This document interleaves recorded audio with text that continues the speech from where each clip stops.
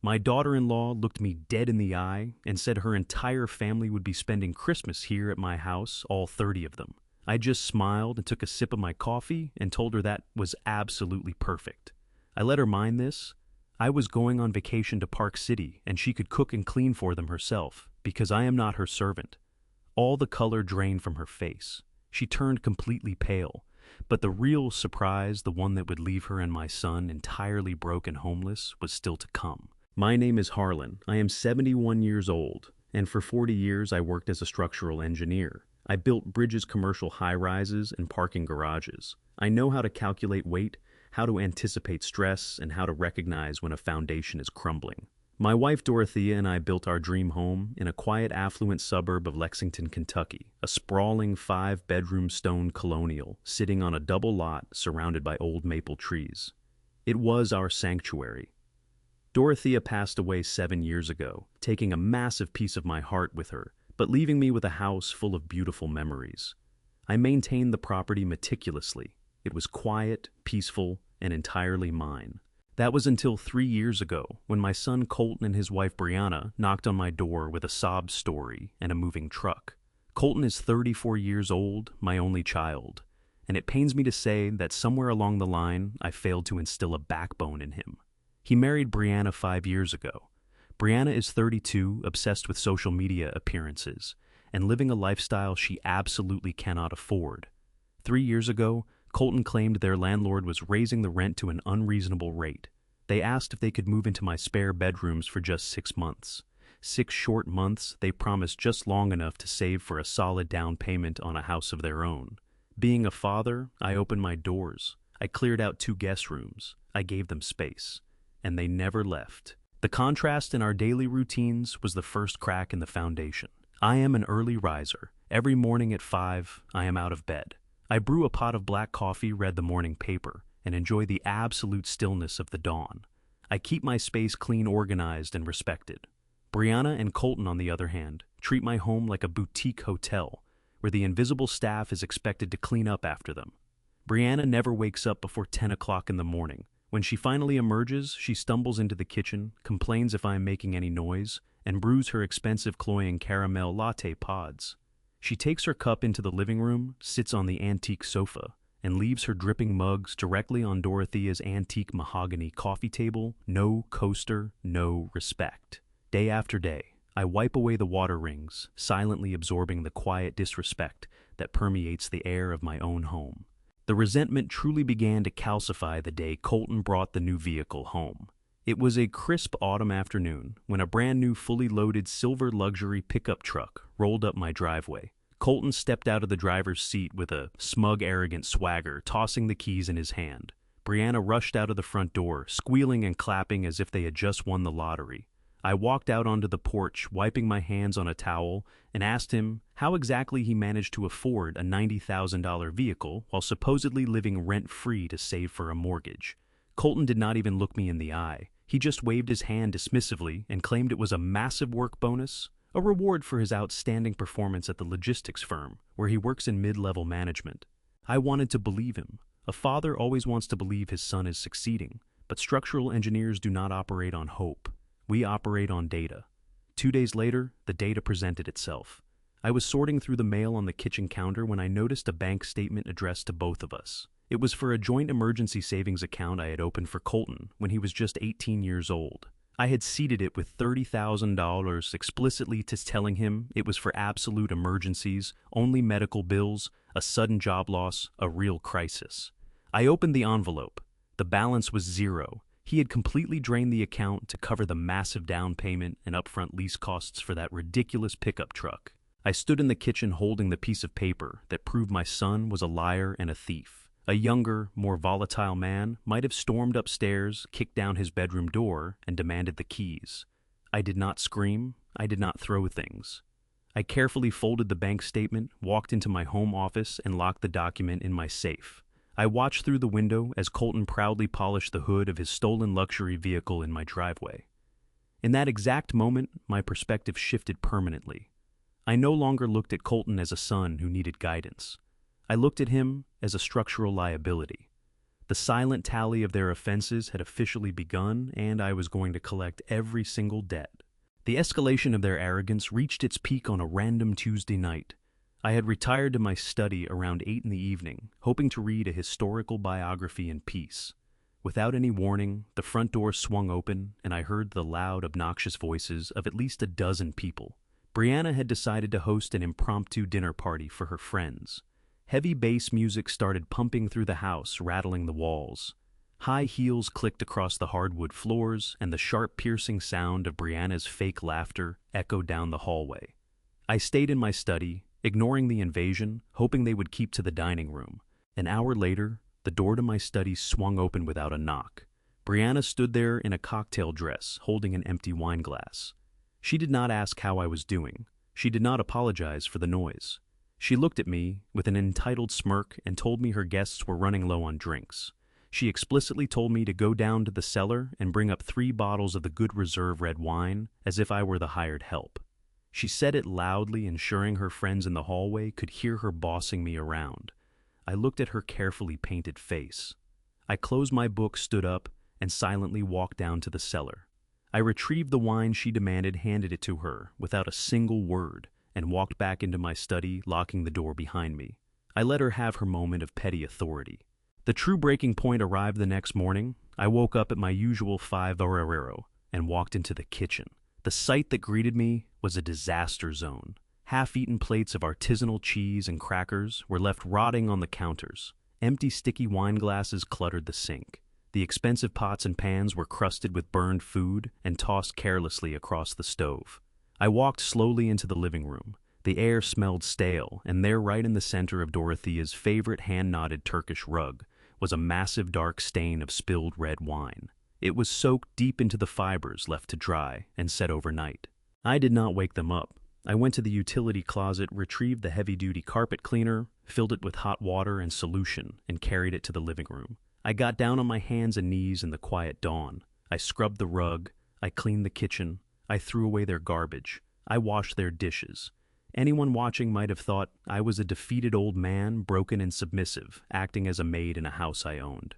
But they would be completely wrong. As I scrubbed the last of the wine from the fibers of the rug, my wife had loved so much my mind was perfectly clear. This was not submission. This was the meticulous, calculated sharpening of a blade. I knew exactly what I was going to do.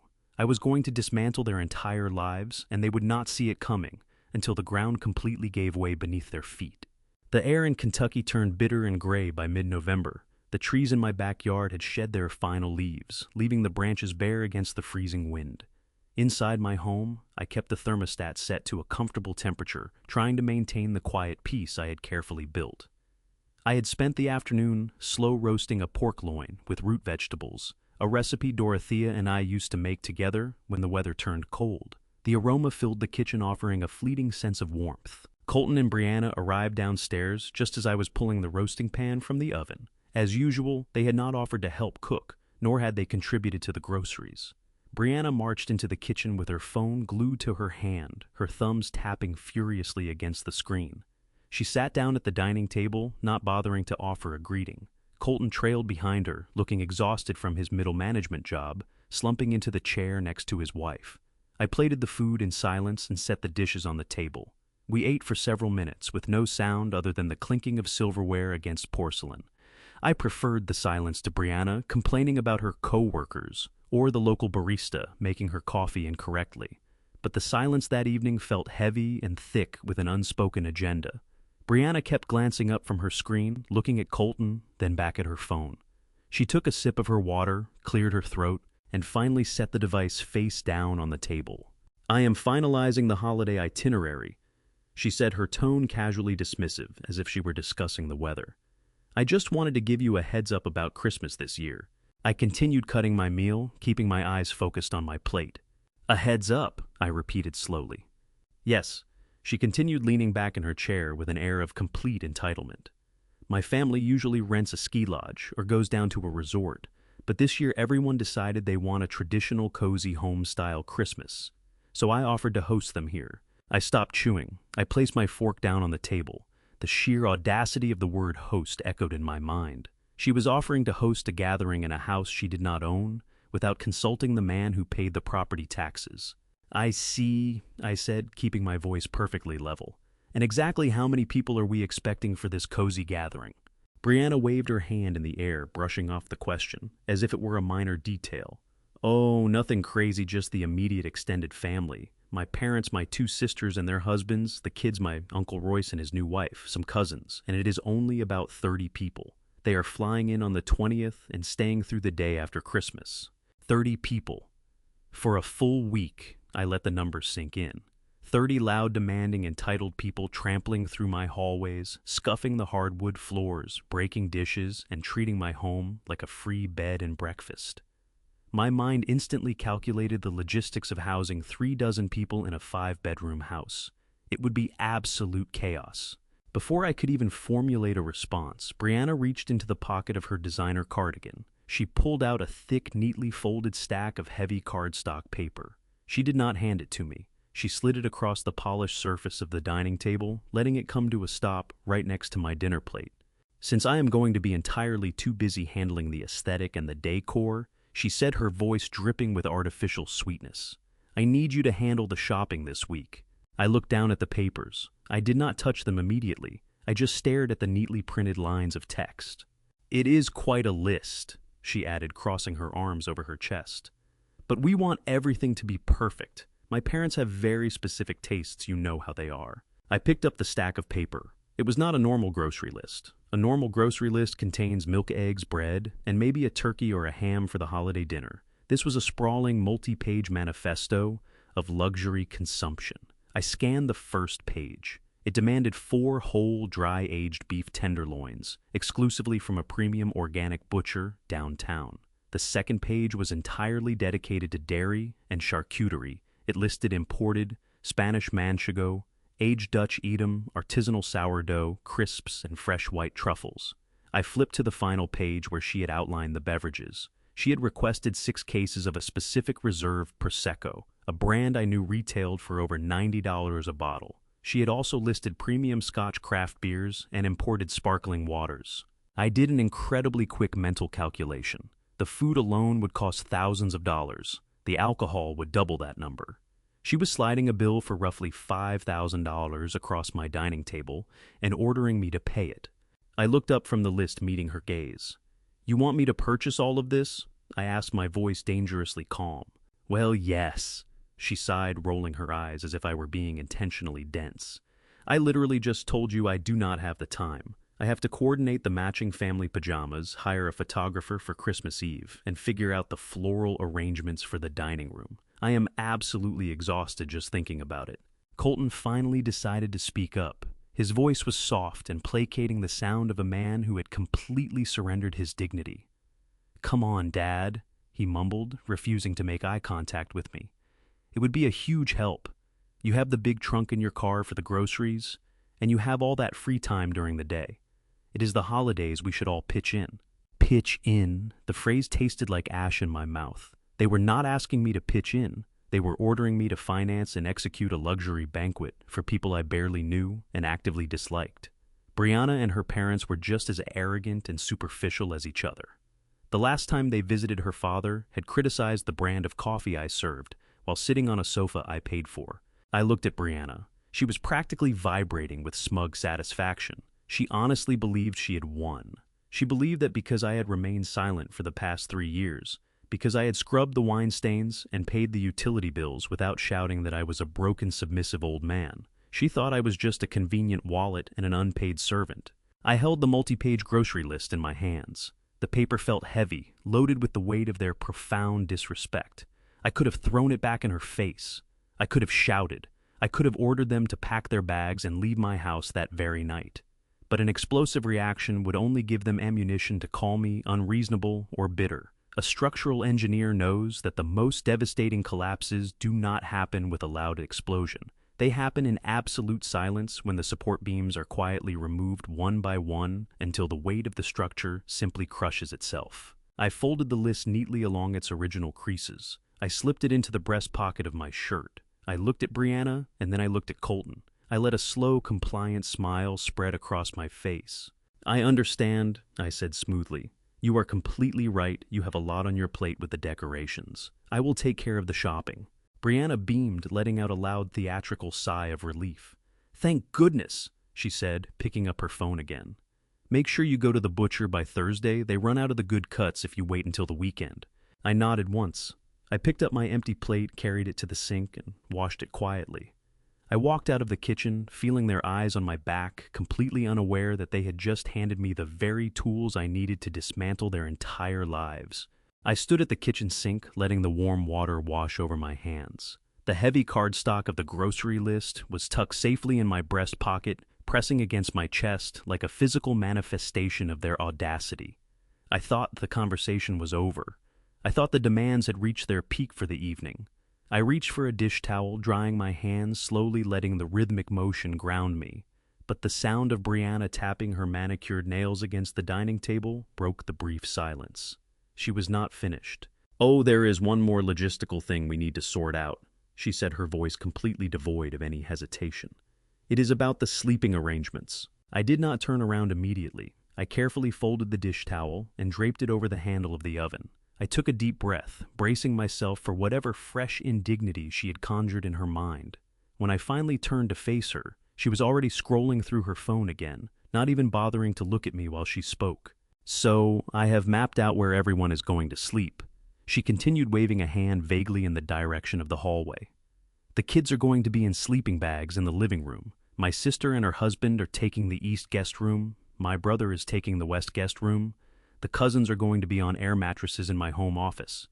She paused, finally looking up from her screen. She pressed her lips together in a tight, thin line. But that leaves my parents, and frankly Harlan. The guest rooms just are not suitable for them. They are getting older.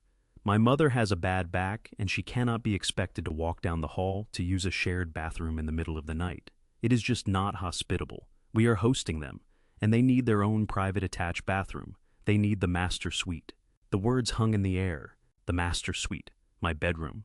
The room I had shared with Dorothea for 40 years. It was not just a place to sleep, it was a sanctuary built on 4 decades of marriage. It was the room where Dorothea and I had stayed up late into the night, discussing Colton's future when he was just a little boy. It was the room where we had laughed, where we had cried, and ultimately it was the room where I had held Dorothea's hand as she took her final breath. Everything in that room was sacred to me. The heavy oak dresser we had bought at an estate sale on our 5th anniversary. The reading chair by the bay window where Dorothea used to sit with her morning tea.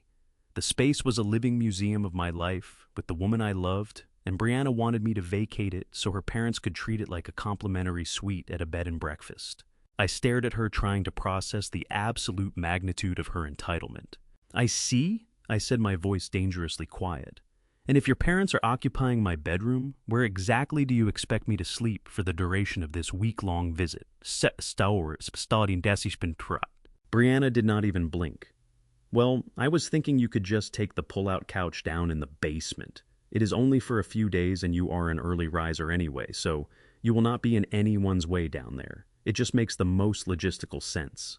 The basement. She wanted to banish me to the unfinished basement in the middle of a Kentucky winter. The basement was essentially a concrete box where I stored holiday decorations, old paint cans, and seasonal tools.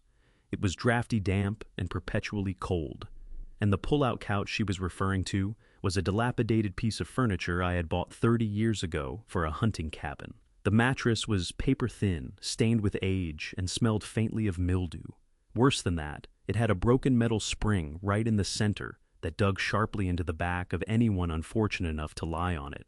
She was exiling me to a freezing concrete cell to sleep on a broken metal spring, while strangers slept in the bed I had shared with my deceased wife. I felt a slow, cold fire ignite in the very center of my chest. It was not the hot, blinding rage of a younger man. It was the precise, absolute clarity of an engineer watching a bridge snap under too much pressure. There was no going back from this. The line had not just been crossed, it had been completely obliterated. But before I responded, I turned my gaze away from Brianna and looked directly at my son. Colton was sitting right there at the table. He had heard every single word. He knew what that bedroom meant to me. He knew how much I still grieved his mother. He knew the condition of that freezing, unfinished basement. I stared at him, waiting. I was giving him one final opportunity to be a man, one last chance to locate his spine, to stand up and tell his wife that she had gone too far. I wanted him to say no. I needed him to say that his father would not be treated like a stray dog in his own home. Colton felt the weight of my stare. He shifted uncomfortably in his chair, his shoulders hunching forward. He picked up his fork and began pushing a leftover piece of roasted carrot around his plate. He refused to meet my eyes.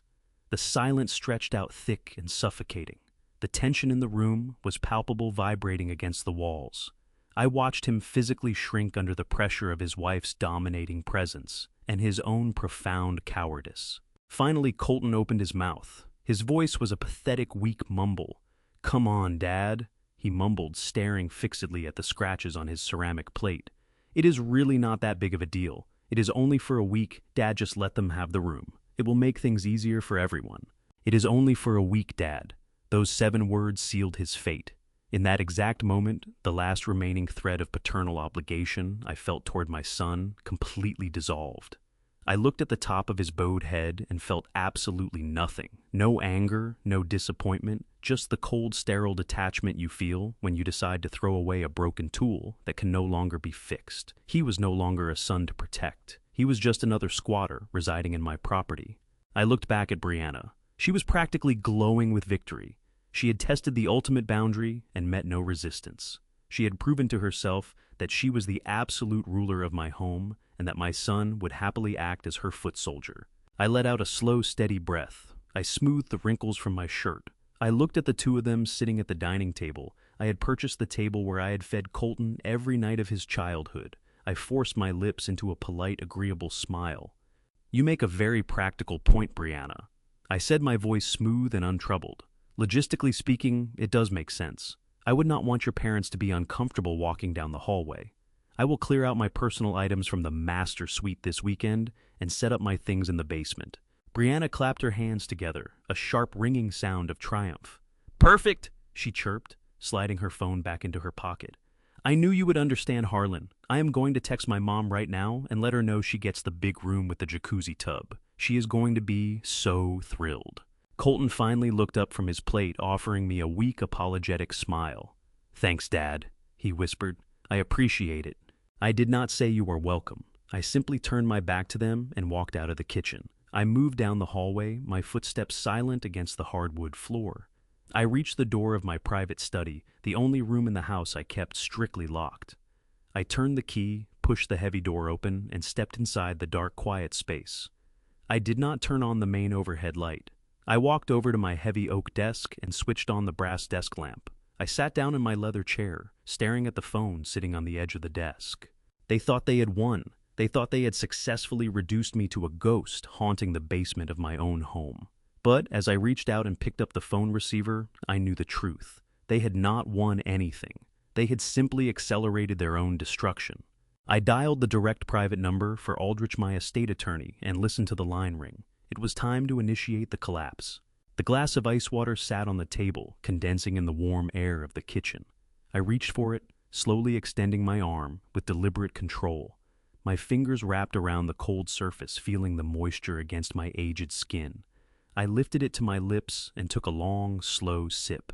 The icy liquid slid down my throat, cooling the intense fire that was threatening to burn through my ribs. An untrained man, an emotional man, would have slammed the glass down on the table right then and there. He would have raised his voice, turning red in the face, shouting about respect and boundaries and property rights. He would have demanded gratitude for the roof over their heads. But shouting implies a loss of control. Shouting signals to your opponent that they have successfully breached your defenses and found your weak point. I am not an untrained man. I am an engineer. I know exactly how to manage immense pressure without showing a single crack on the surface. I lowered the glass, placing it gently back onto the wooden table, making absolutely no sound. I looked at the multi-page grocery list resting near my plate. I reached out, picked it up, folded it neatly, and slid it into the breast pocket of my flannel shirt. I looked across the table at the woman who had invaded my home and the son who had facilitated the invasion. I let my facial muscles relax. I softened the corners of my eyes. I pulled my lips back into a warm, compliant, completely fabricated smile. It was a smile of total submission. "I understand, Brianna. I said, keeping my tone incredibly gentle and accommodating. "You are right. Your parents are older, and they should not have to navigate a dark hallway at night. The master suite is the most logical choice for their comfort. I will begin packing up my personal belongings tomorrow morning, so the room is spotless for their arrival. I can easily make do with the pull-out couch in the basement. It will give you all the space you need to host a proper family Christmas. I will also take care of this shopping list. You focus on the decorations and making the house look festive for your relatives." The transformation in their body language was immediate and pathetic to witness. Brianna actually let out a long, dramatic sigh of relief, her rigid shoulders dropping, as she leaned back in her dining chair. A smug, triumphant glow washed over her face, illuminating her features. She looked at me, not with any sense of gratitude or appreciation, but with the condescending approval a master gives to a well-behaved dog. She truly believed she had won the war. She believed that her sheer force of will and relentless entitlement had finally broken the stubborn old man and turned him into a docile, subservient butler.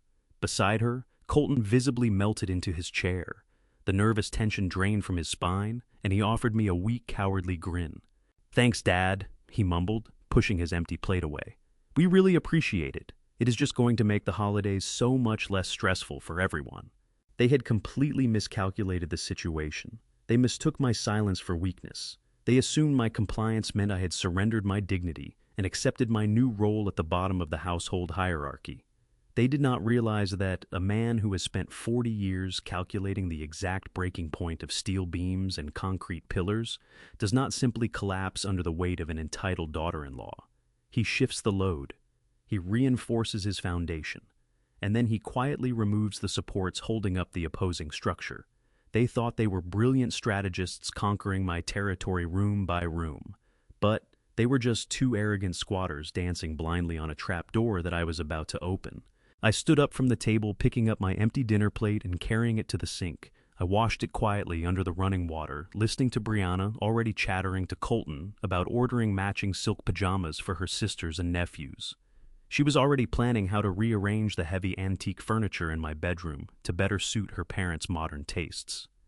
I dried my hands on a cotton towel, folded it neatly, and hung it over the oven handle. "You have a good evening, you two," I said softly without turning around to look at them. I walked out of the kitchen and moved down the long, dimly lit hallway toward my private study. The house was quiet in this wing, shielded from the obnoxious drone of Brianna, complaining about her holiday stress.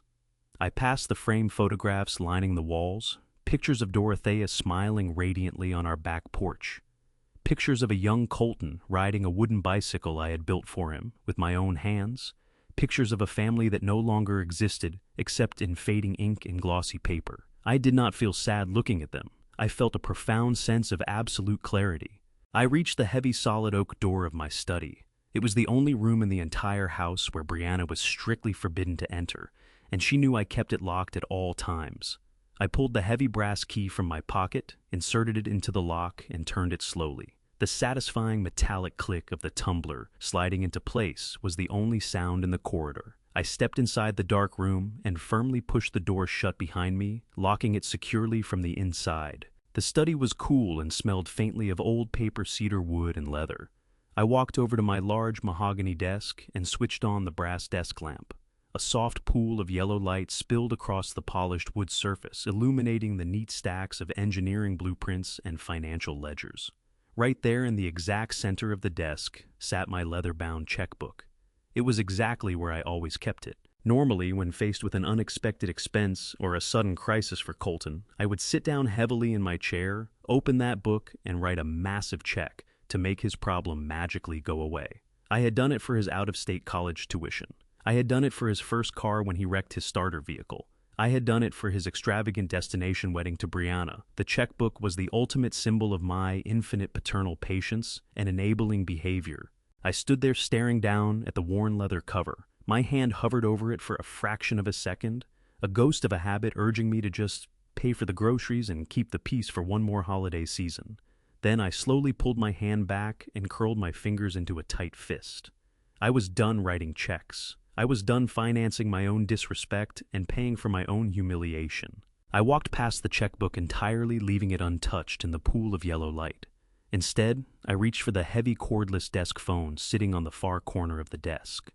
I did not need to look up the number in my address book. I had it memorized for over 20 years. It was the direct private line for Aldrich. Aldrich was not a warm family friend. He was not a comforting man who offered a shoulder to cry on. He was my estate attorney, and he was arguably the most ruthless corporate lawyer in the state of Kentucky. Aldrich specialized in high net worth asset protection, ironclad blind trusts, and brutal property severances. He was a cold, calculating shark in a custom-tailored suit, and he had spent the last 3 years repeatedly advising me to cut Colton off financially before they bled me dry. I had always resisted his advice, telling Aldrich that Colton just needed a little more time to mature and find his footing. But time was officially up. I picked up the receiver and dialed the sequence of numbers. The line rang twice before a sharp, gravelly voice answered on the other end, cutting through the static. "Aldrich speaking," the voice barked. I took a deep breath, feeling the cold, clinical precision of a master engineer preparing to detonate a condemned building. "Aldrich, it is Harlan," I said, my voice dropping to a low, steady pitch that echoed in the quiet study. "You were right about the boy. I need you to draft the severances immediately. We are tearing the whole thing down." The heavy brass key sat cold in my pocket as I turned back to my desk. I had just hung up the phone with Aldrich, and the silence in my study felt absolute, the kind of quiet that follows a major decision. I did not feel a trace of guilt or hesitation. I pulled my reading glasses from my shirt pocket and sat down in front of my computer. The screen flickered to life, casting a pale blue glow across the mahogany wood. I opened my internet browser and navigated to the portal for my primary banking institution. For over a decade, I had managed my finances with the exact same rigor I applied to designing steel support columns. Every dollar was accounted for, and every expense was justified. But for the last 3 years, I had allowed a catastrophic leak to form in my own financial foundation. That leak was my son Colton and his wife Brianna. Tonight, I was sealing it permanently. I typed in my master password and watched the dashboard load. The screen populated with a long list of checking and savings accounts. My eyes drifted immediately to the joint checking account I had opened for Colton when he graduated from college. At the time, it was meant to be a transition account to help him pay for his first apartment and buy a reliable vehicle, a temporary bridge to adulthood. Instead, it had become a permanent crutch. I clicked on the account details and scanned the recent transaction history.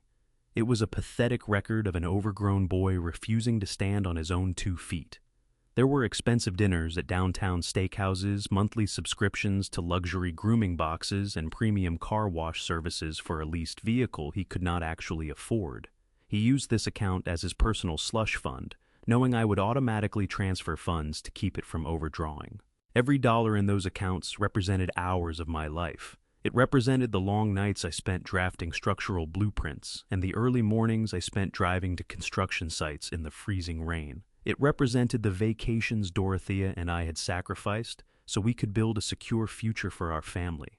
I was not going to let a spoiled woman and a cowardly boy squander the legacy of my hard work on vanity purchases. The money was mine, and I was taking it back. I moved my cursor up to the Account Management tab. The website prompted me with a security warning, asking if I was certain I wanted to remove an authorized user. I did not even blink. I clicked the button to confirm. Just like that, Colton was entirely disconnected from the primary wealth I had spent a lifetime building. I repeated the process for the backup savings account and the shared emergency fund. I revoked his transfer privileges. I changed the routing passwords. With a few simple clicks of a computer mouse, I effectively erased the invisible safety net that had been catching my son every time he decided to jump without a parachute. He was now financially weightless and entirely on his own. It was a strangely liberating feeling. For years, I had carried the burden of his financial incompetence, telling myself that a good father always provides. But a good father also knows when to stop providing poison to a sick patient. Free money was the poison that had stunted his growth, and I was cutting off the supply. Once Colton was isolated, I turned my attention to a much more parasitic problem. I opened a new tab and logged into my premium credit card portal. When Brianna and Colton first moved in under the guise of saving money, Brianna had politely requested a supplementary credit card. She told me it was strictly for household groceries and cleaning supplies. She claimed it would be easier than asking me for cash every time she went to the supermarket to buy milk or laundry detergent. Being a gracious host, I had agreed, and ordered a card with her name printed under my primary account. I had placed a very generous limit on it, trusting her to behave like a responsible adult.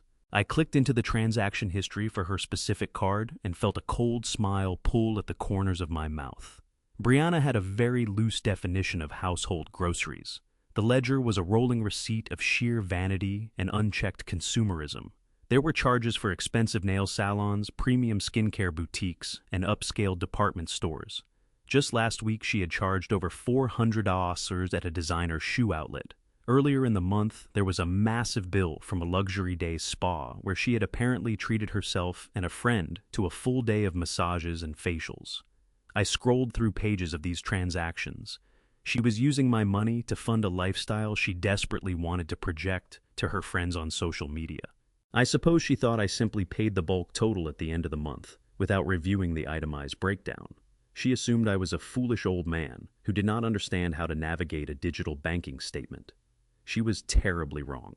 I reviewed her spending patterns, noting the specific days and times she usually went on her shopping sprees.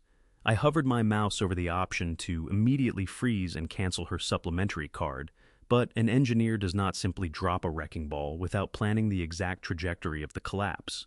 If I canceled the card tonight, she would receive a digital notification or an email alert by morning. She would have time to adjust her plans, time to confront me, and time to formulate a new strategy to extract money from her husband.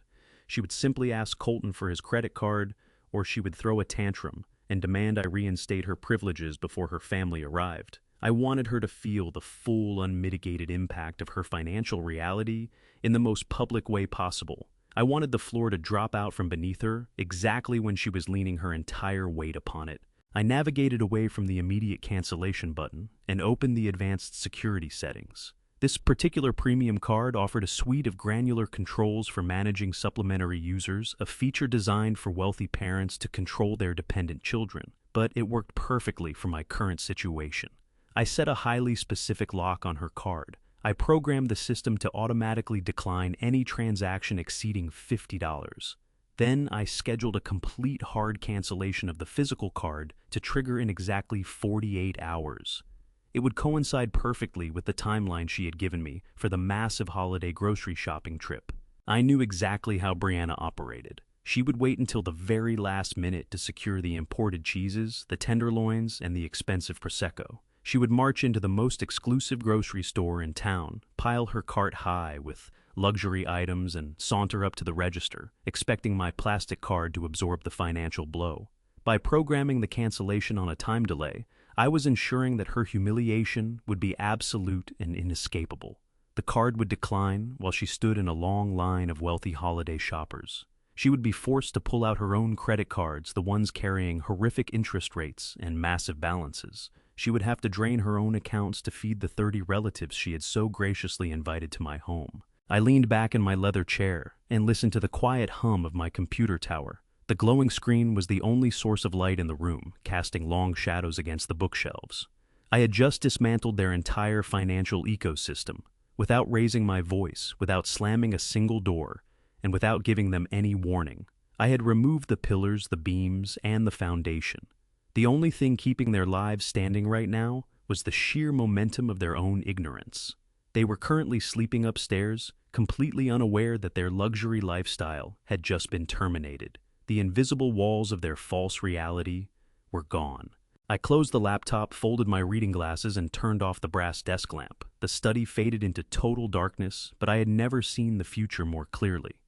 Tomorrow, I would begin the physical extraction. I would start packing away my life, packing away the memories of Dorothea, and preparing for my permanent departure.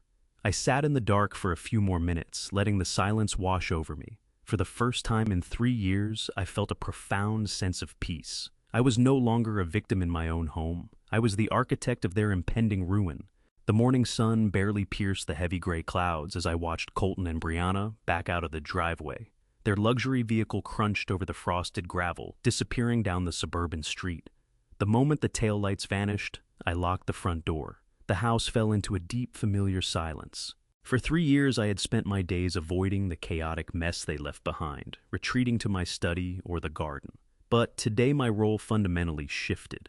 I was no longer a retired engineer, passing the time in his old home. I was a man executing a meticulous strategic extraction. I had exactly 3 weeks until the holiday invasion, and I needed every single hour. I started in the master bedroom, the sanctuary Brianna had so casually demanded I surrender. Standing in the center of the room, I looked at the life Dorothea and I had built together. To an ordinary person, packing up 40 years of memories would be an emotional nightmare. It would involve crying over old photograph albums and clinging to sentimental objects. But I had already shed my tears for Dorothea 7 years ago. I knew that she was not in the walls of this house, not in the expensive hardwood floors or the vaulted ceilings. Her memory lived inside me. The objects we collected were just material possessions. But they were my material possessions, and I refused to let a pack of entitled strangers mistreat them. I retrieved a stack of heavy-duty moving boxes I had hidden in the back of my closet. I began with the valuables. Dorothea had a beautiful collection of antique jewelry and delicate porcelain figurines she had sourced from estate sales across the country. I wrapped each piece carefully in thick layers of bubble wrap, packing them tightly so they would not shift during transit. I moved to the walls, taking down the original oil paintings we had purchased on our 10th anniversary trip to the coast. I emptied the safe in my study, transferring the deeds, the birth certificates, the bonds, and the irreplaceable family documents into a secure, locked briefcase. An extraction of this magnitude required absolute secrecy. If Brianna walked into the house and saw bare walls and empty shelves, she would immediately suspect something was wrong. She would throw a fit, demand answers, and potentially try to claim my belongings as part of the household.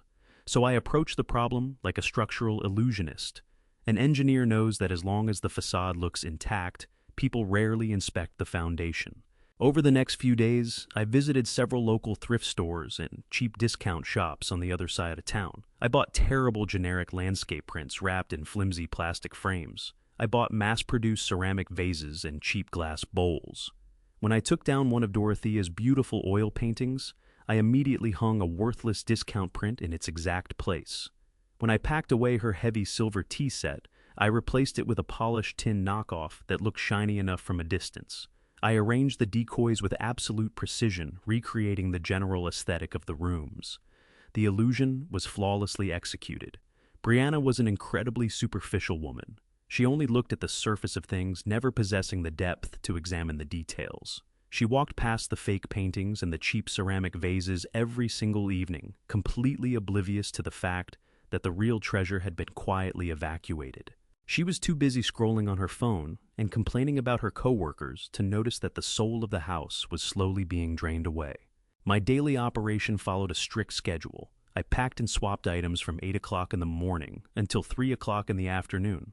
At 3:30, I loaded the sealed boxes into the trunk of my reliable sedan and drove across town to a high-end climate-controlled storage facility where I had rented a large secure unit under a corporate alias.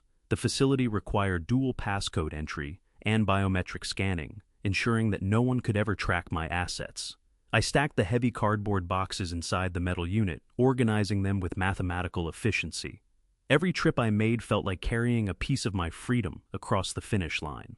By the second week, the house was essentially a hollow shell. The heavy oak furniture remained, but the drawers were entirely empty. The closets held only the clothes I needed for the next 2 weeks. Everything else, my winter coats, my formal suits, my vintage watch collection, was sitting safely in the storage unit. The physical weight of the house grew lighter with every passing day. One Tuesday afternoon, I was taping up a medium-sized box in the living room when the front door unexpectedly swung open. Brianna had decided to come home early from her part-time job. I did not panic. I did not rush to hide the packing tape. I simply stood up and wiped my hands on my jeans, maintaining a calm, relaxed posture. She walked into the living room, her heels clicking sharply against the floor. She paused, dropping her expensive handbag onto an armchair, and looked at the cardboard box at my feet. She raised an eyebrow, placing her hands on her hips. I offered her a polite, exhausted smile. I told her I was just trying to get a head start on clearing out some of the old clutter before her parents arrived. I explained that I wanted to make sure they had plenty of space in the closets and that the house felt open and welcoming for the holidays. Her suspicious expression instantly melted into a beaming, arrogant smile. She actually clapped her hands together, thrilled by my apparent subservience. She told me that was a fantastic idea. She said she had been meaning to tell me that the house felt a little too cluttered with old junk anyway. She praised me for finally taking some initiative and making the place presentable for her relatives. She even suggested I pack up some of the books in the hallway because her mother hated the smell of old paper. I nodded agreeably. I told her I would take care of it right away. I watched her walk up the stairs, humming a cheerful tune, completely satisfied with her total dominance over my life. She honestly believed I was boxing up my own history just to please her arrogant mother. It took every ounce of my willpower not to laugh out loud in the empty living room. She was handing me the perfect alibi on a silver platter. My covert extraction was no longer a secret operation. It was an officially sanctioned household chore. The final week of packing was almost effortless. Since I had Brianna's explicit permission to remove clutter, I no longer had to hide the boxes. I carried them right out the front door in broad daylight. I packed up my entire workshop in the garage, leaving only a few rusted screwdrivers and empty paint cans. I emptied the kitchen cabinets of the good crystal and the expensive silverware, leaving behind only the cheap everyday plates and mismatched forks. If 30 people were going to descend on this house, they could eat off generic ceramic and drink from basic glass. I was not leaving a single item of value for them to scratch, chip, or steal. On the final trip to the storage unit, I stood in front of the rolling metal door and looked at the neatly stacked columns of my life. 40 years of hard work, of marriage, of raising a child, all safely contained within those corrugated cardboard walls. The unit was cool, dry, and perfectly organized. I pulled the heavy metal door down and secured it with a heavy steel padlock. When I drove back to the house that evening, the structure looked exactly the same from the outside. The stone facade was sturdy, the lawn was neat. But as I walked through the front door and stepped into the foyer, the air felt different. The acoustics had changed. The house sounded slightly hollow, echoing with the emptiness I had meticulously created. It was no longer a home, it was just a building, a perfectly staged movie set, waiting for the final act of a disaster film. I walked into the kitchen and poured myself a simple glass of water. The trap was set, the valuables were secure, and the foundation was completely severed. All I had to do now was wait for the occupants to pull the final lever. The steakhouse downtown was exactly the kind of establishment Colton and Brianna would post pictures of online, but could never actually afford. The lighting was incredibly dim, casting long shadows across the dark mahogany-paneled walls and the heavy leather booths. The air smelled of aged beef, roasted garlic, and very expensive scotch. It was a place where quiet conversations moved millions of dollars across tables before the appetizers even arrived. I handed my winter coat to the host and walked toward the private corner booth where Aldrich was already waiting. Aldrich did not look like a man who spent his days filing paperwork. He looked like a predator resting in a tailored Italian suit. He had a glass of neat whiskey in one hand and a thick manila folder resting on the table in front of him. He did not smile when I sat down. Aldrich and I had moved past polite pleasantries decades ago. We respected each other because we both operated entirely on logic and flawless execution. I ordered a glass of water and a bone-in ribeye. I was not drinking alcohol. I needed my mind functioning with absolute mathematical precision. Aldrich took a slow sip of his drink and tapped his manicured finger against the thick folder. He looked at me with his piercing gray eyes. "You know, Harlan," he said, his voice low and gravelly, "I have been your attorney for a very long time. I have watched you build your wealth, and I have watched you protect your family. But I must admit, I was beginning to think you would never actually make this call. I was starting to believe you were going to let that boy bleed you entirely dry." I unfolded my linen napkin and placed it on my lap. "A structural collapse is a matter of timing," Aldrich I replied. "If you detonate the charges too early, the building falls the wrong way and damages the surrounding properties. You have to wait until the internal load is perfectly balanced before you pull the final pin." Aldrich let out a short, harsh bark of laughter. He appreciated the metaphor. He slid the manila folder across the smooth wooden table. "Let us talk about the load then," he said. "For the past 5 years, a luxury commercial real estate developer has been relentlessly pursuing your property. They have sent letters, they have called my office, and they have made increasingly desperate cash offers. Your double lot sits on the exact intersection they need to complete a massive zoning block. They want to tear down your home and build a highly exclusive boutique condominium complex for wealthy retirees." I was absolutely correct. Every few months, a glossy envelope would arrive in my mailbox offering me an astronomical sum of money to vacate the premises. I had always thrown those letters directly into the fireplace. I had always told Aldrich to reject their offers without even looking at the numbers. To me, that property was not a financial asset. It was the physical manifestation of my life with Dorothea. It was the garden she planted. It was the patio we built. It was sacred ground. But sitting in the dim light of the steakhouse, I realized something profound. The sacred ground had been desecrated by disrespect. The garden was just dirt. The patio was just concrete. Dorothea was not there anymore. The only things left in that house were 2 greedy squatters and a looming invasion of 30 arrogant strangers. I opened the folder. The contract was thick, filled with dense legal terminology that would confuse an ordinary man. But I had spent 40 years reading municipal building codes and union contracts. I understood exactly what I was looking at. The developer was offering millions of dollars in a pure cash transaction. There were no financing contingencies, no structural inspections required because they intended to bulldoze the entire structure into the ground anyway. It was the cleanest, most lucrative exit strategy a man could ever ask for. I read through the standard clauses noting the purchase price.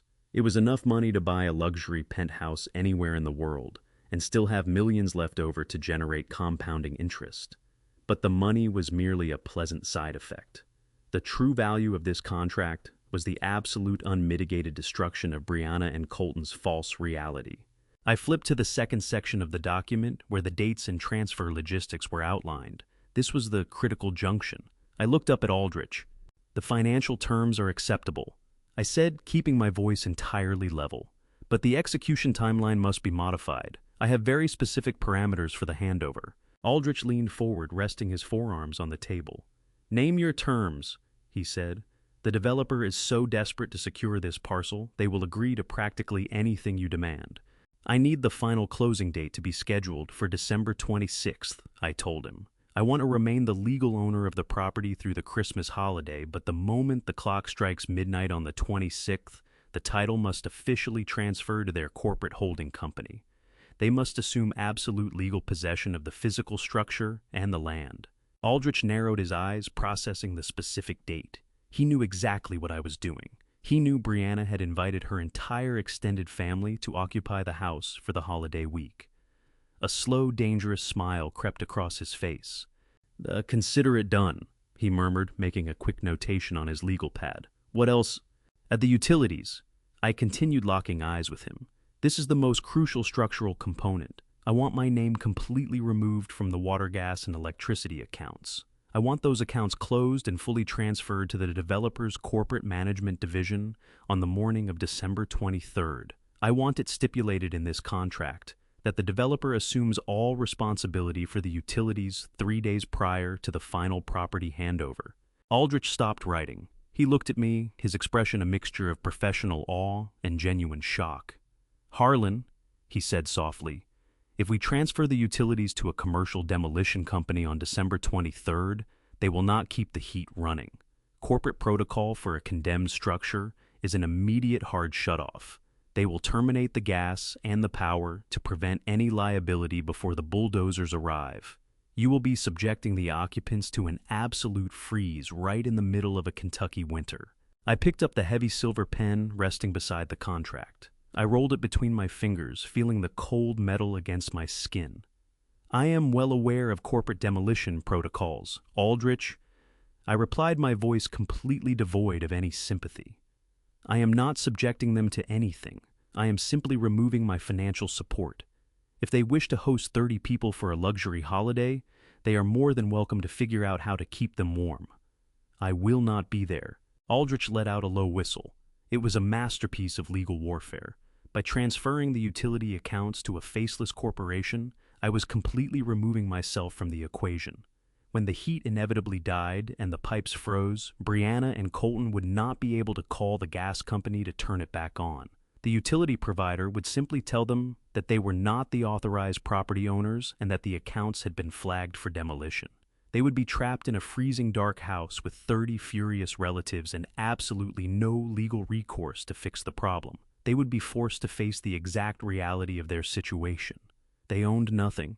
They controlled nothing. They were just guests who had overstayed their welcome. I clicked the silver pen open. I turned to the final page of the contract where the signature lines waited. I did not hesitate. I did not feel a single pang of regret or nostalgia. I placed the pen to the heavy paper and signed my name with firm, deliberate strokes. I initialed the riders. I signed the transfer authorizations. With every stroke of ink, I severed another tie to the parasitic life I had been tolerating. Our steaks arrived shortly after the final document was signed. The waiter placed the sizzling cuts of meat on the table, filling the air with the scent of rosemary and butter. We ate in comfortable, companionable silence. The deal was done, the trap was perfectly assembled, and the timer was ticking down. As we finished our meal, Aldrich gathered the signed documents and placed them safely back into his leather briefcase. He looked at me across the table, raising his glass of whiskey in a silent toast. "It has been a pleasure doing business with you, Harlan," he said. "The developer will be thrilled. The utility transfer will be executed precisely on the 23rd, and the property manager will conduct a final walkthrough on the 24th to verify the structure is secure for demolition." I wiped my mouth with the linen napkin and placed it on the table. I pictured the property manager arriving on Christmas Eve, clipboard in hand, expecting an empty house only to find Brianna Colton and 30 freezing relatives huddled in the dark. It would be the final, catastrophic failure of their false kingdom. I stood up from the booth, dropping enough cash on the table to cover the entire meal and a very generous tip. "Thank you, Aldrich," I said, buttoning my coat. "I have a flight to Park City to catch in a few weeks, and I have one final grocery list to ignore." The 20th of December arrived with a bitter, biting wind that rattled the window panes of the house. Outside, the sky was a flat, unforgiving sheet of gray, promising heavy snow before nightfall.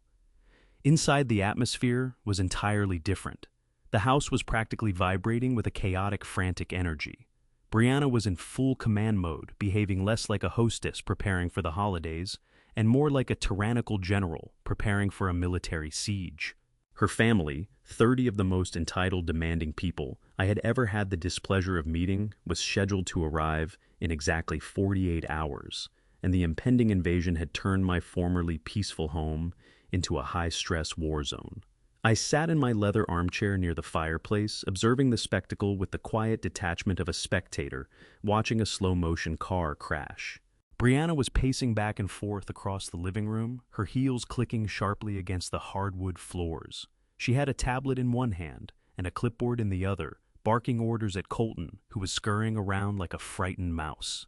He was carrying heavy boxes of holiday decorations up from the basement, sweating profusely and looking absolutely miserable. He bumped into a doorway, dropping a box of glass ornaments, and Brianna immediately shrieked at him, reprimanding his clumsiness in a tone that made me feel a brief, fleeting pang of pity for the boy. But that pity evaporated instantly. He had chosen this life. He had chosen to let her rule him. Her obsession with appearances was reaching a fever pitch. She had hired a professional cleaning service the day before, using the supplementary credit card she believed was still active to scrub the entire house from top to bottom. She had ordered fresh winter floral arrangements to be delivered and placed on every available surface. She was running herself ragged, trying to construct a perfect, flawless illusion of immense wealth and domestic success. She wanted her parents and her siblings to walk through the front doors and believe she was the undisputed queen of a suburban castle. I remained entirely silent, watching her spin her fragile web of lies. I knew that the foundation she was building upon was completely non-existent. The credit card she thought she was using had been systematically throttled. The house she was decorating no longer belonged to me, let alone to her. The heating system she was relying on to keep her guests warm was scheduled for a permanent corporate termination in just 3 days. She was meticulously arranging the deck chairs on a ship that was already halfway underwater. Just before noon, Brianna finally noticed me sitting quietly by the fire. She stopped her frantic pacing and marched directly toward my chair. Her face was flushed with stress, and her eyes were wide with a manic, demanding intensity. She did not say good morning. She did not ask how I was doing. She simply held out a thick folded piece of heavy paper and shoved it toward my chest.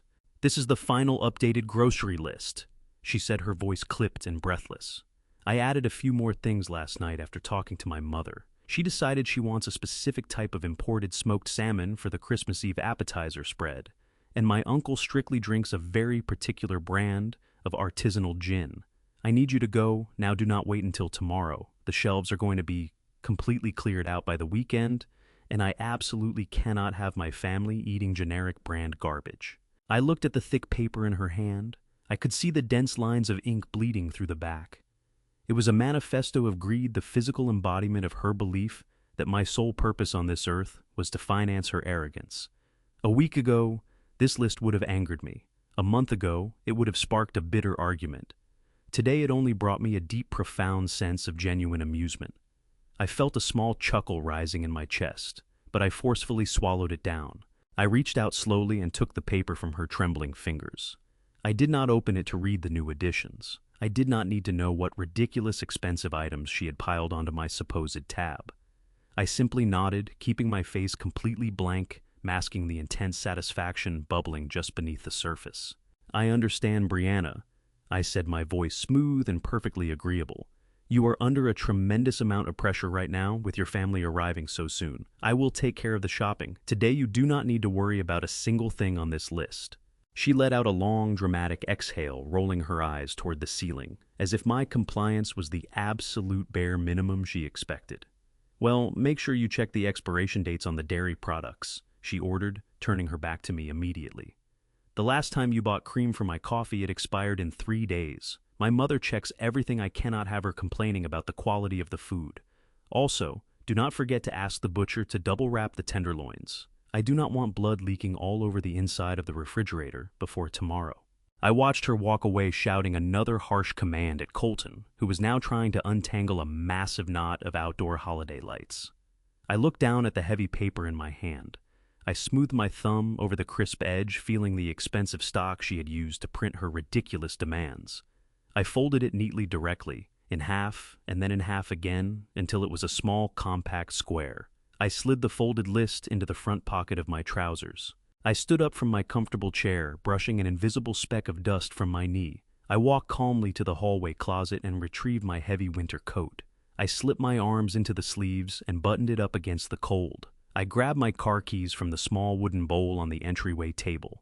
Brianna heard the jingle of the keys and called out from the living room, reminding me not to forget the extra bags of ice.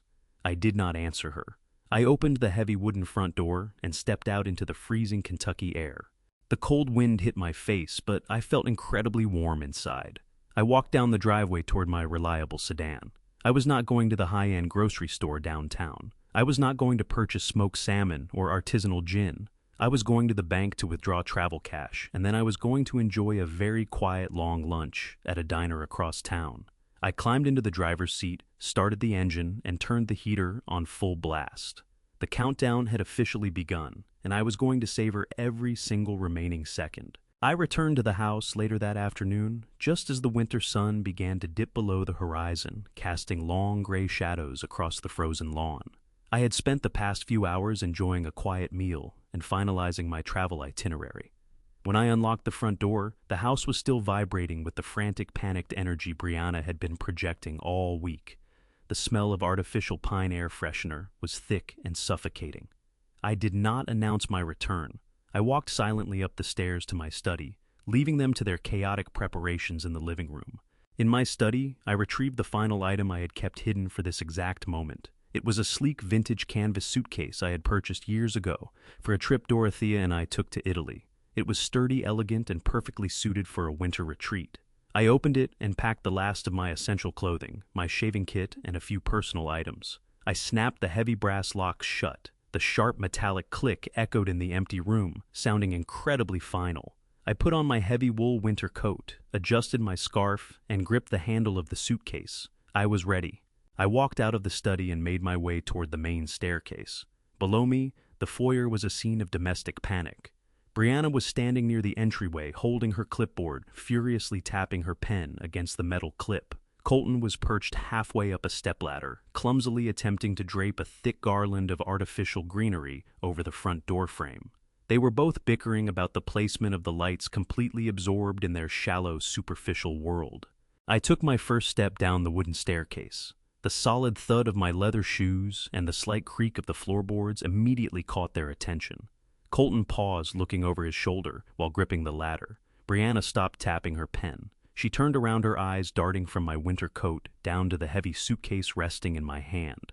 For a brief second, a look of total confusion washed over her carefully painted face. Her brain simply could not process the visual data in front of her. It did not align with the reality she had constructed. "Where are you going?" she asked, her voice sharp and laced with irritation.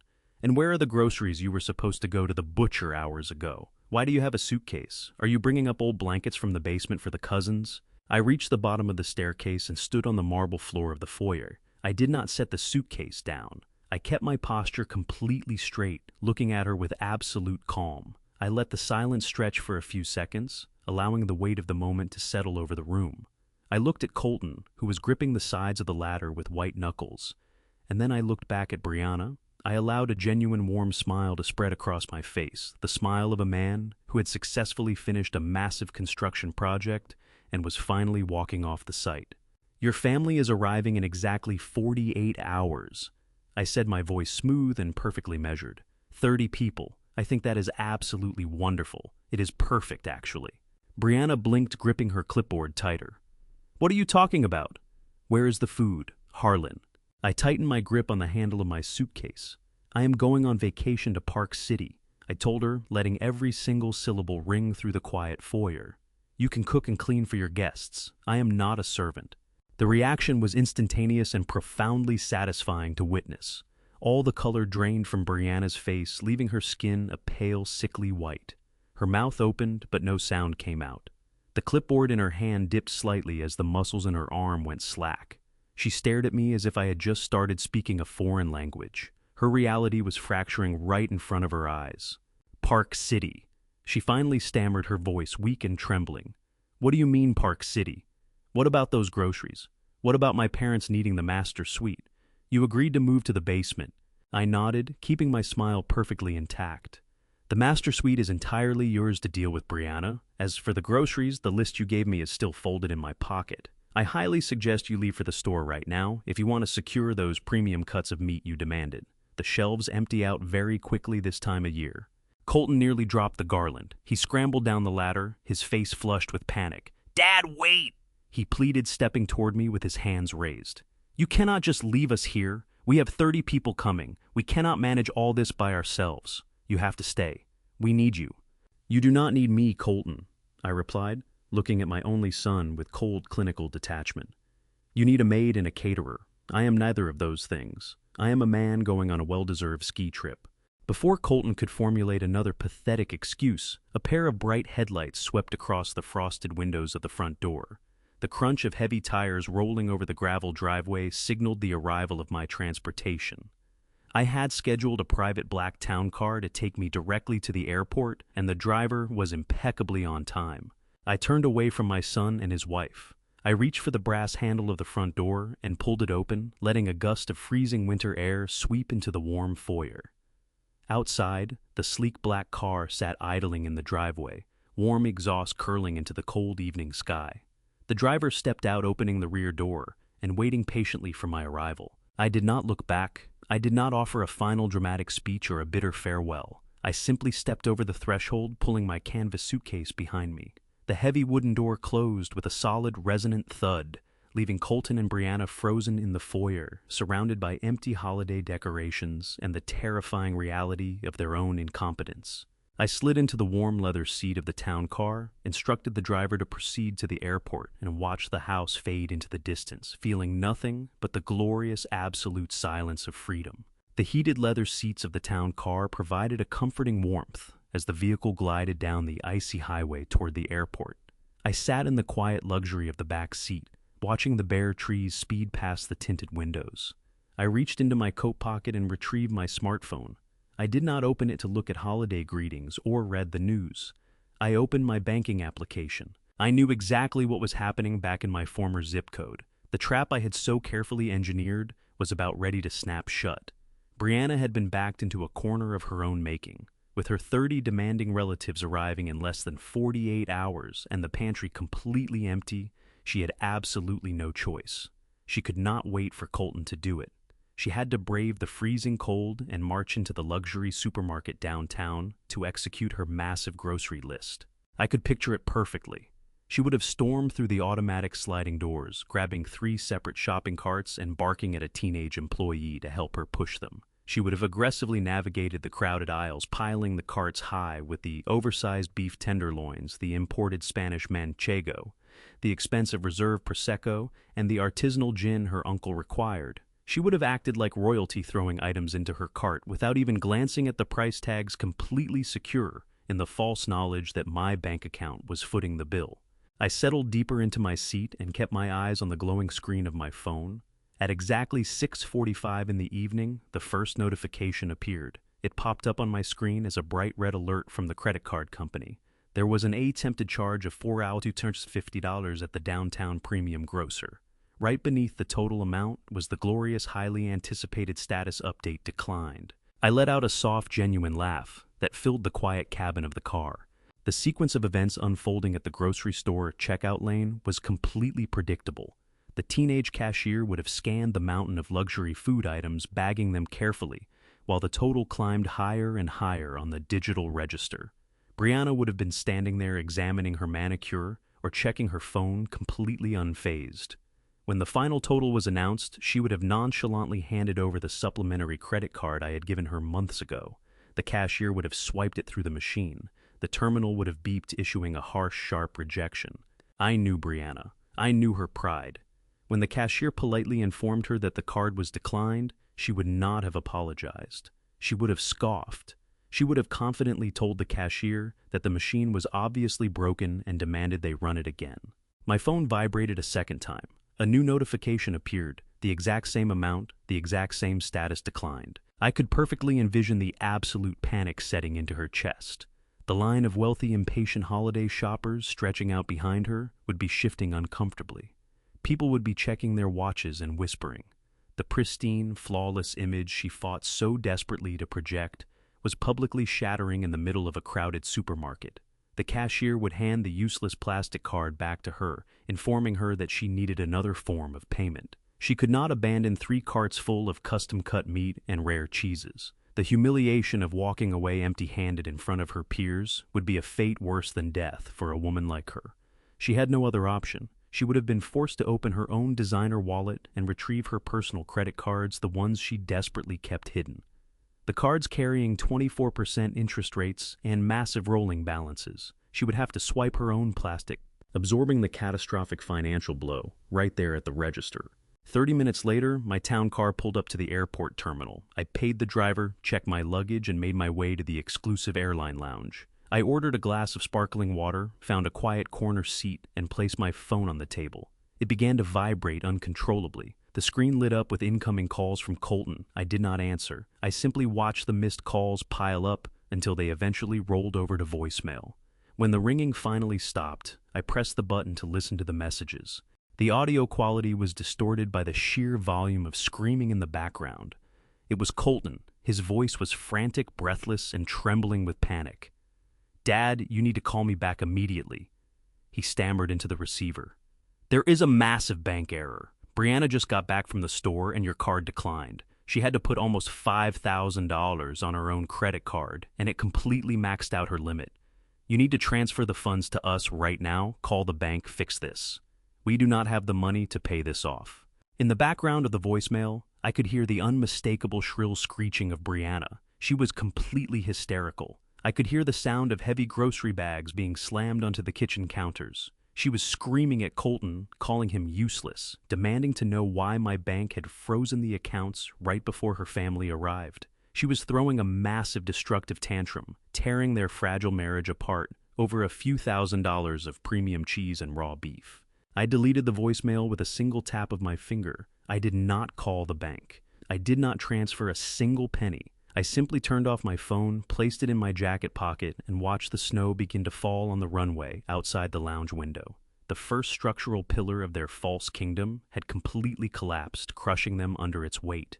And the most beautiful part of the entire operation was knowing that the true disaster had not even begun. The utility shutoff was still 3 days away. I took a slow, refreshing sip of my water. The holiday season was turning out to be absolutely spectacular. I had been gone for exactly 48 hours. In the mind of a structural engineer, 48 hours is a highly critical measurement of time. It is exactly the duration required for an unmaintained operating system to show its first visible signs of critical stress. For 3 years, I had been the invisible current keeping that massive property functioning. I swept the extensive hardwood floors. I polished the granite countertops. I emptied the heavy trash bins before they overflowed.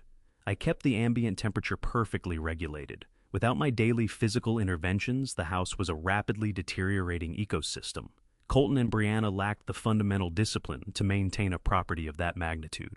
I knew the large porcelain sink was already piling up with dirty dishes from their panicked meals. I knew the garbage bags were swelling and leaking in the kitchen because neither of them possessed the foresight to drag the heavy bins down the long, icy driveway before the storm hit. The invasion began promptly at 3:00 in the afternoon. I knew this because my security camera application, which I had conveniently left active on my mobile device while sitting comfortably in my Park City lodge, alerted me to the motion at the front door. I watched the silent black and white footage from thousands of miles away while sipping a warm cup of coffee. A massive fleet of rental cars and aggressive suburban transports swarmed my driveway, parking haphazardly on the frozen grass and completely blocking the sidewalk. The doors swung open and the horde descended. 30 people poured out into the freezing Kentucky air, dragging massive rolling suitcases, complaining about the bitter weather, and shouting loudly over one another. It was a chaotic, turbulent swarm of heavy winter coats and deeply entitled attitudes. I watched them bottleneck at the front porch. Brianna pulled open the heavy wooden door, her face stretched into a frantic, desperate smile. She was wearing a thin luxury sweater, attempting to project the image of a relaxed, wealthy hostess welcoming her loyal subjects to her grand estate. But the harsh reality of the situation immediately crashed down upon her. 30 people stomping through the foyer meant 60 wet, muddy winter boots dragging melting dirty snow and road salt directly across the pristine marble tiles I used to mop by hand. The entryway instantly became a filthy, crowded disaster zone. The sheer volume of human bodies overwhelmed the delicate aesthetic she had spent days trying to manufacture. Brianna had spent her entire adult life seeking the approval of her mother. Her mother was a woman whose primary language was criticism wrapped in passive-aggressive concern. I could perfectly visualize the matriarch stepping into the foyer, removing her expensive leather gloves, and immediately scanning the architecture for flaws. Brianna had paid a professional cleaning service days ago, but 48 hours of her and Colton living in a state of absolute panic had completely erased that effort. The mother would have run a perfectly manicured finger along the intricate oak wainscoting of the hallway, pulling it back to inspect the fine layer of dust that had already settled there. She would not yell or scream. She would simply sigh a soft, deeply disappointed sound that would cut straight through the fragile ego of her daughter. The guest rooms were the next immediate point of structural failure. Without me, there to launder the heavy winter sheets, fold the guest towels, and arrange the pillows, the accommodations were severely lacking. Brianna had undoubtedly shoved her numerous relatives into the spare rooms and the makeshift office spaces, apologizing profusely for the mess, and likely blaming a fictional domestic staff for taking the holiday off. I listened to the frantic voicemails Colton left me later that evening, detailing the absolute nightmare unfolding in my hallways.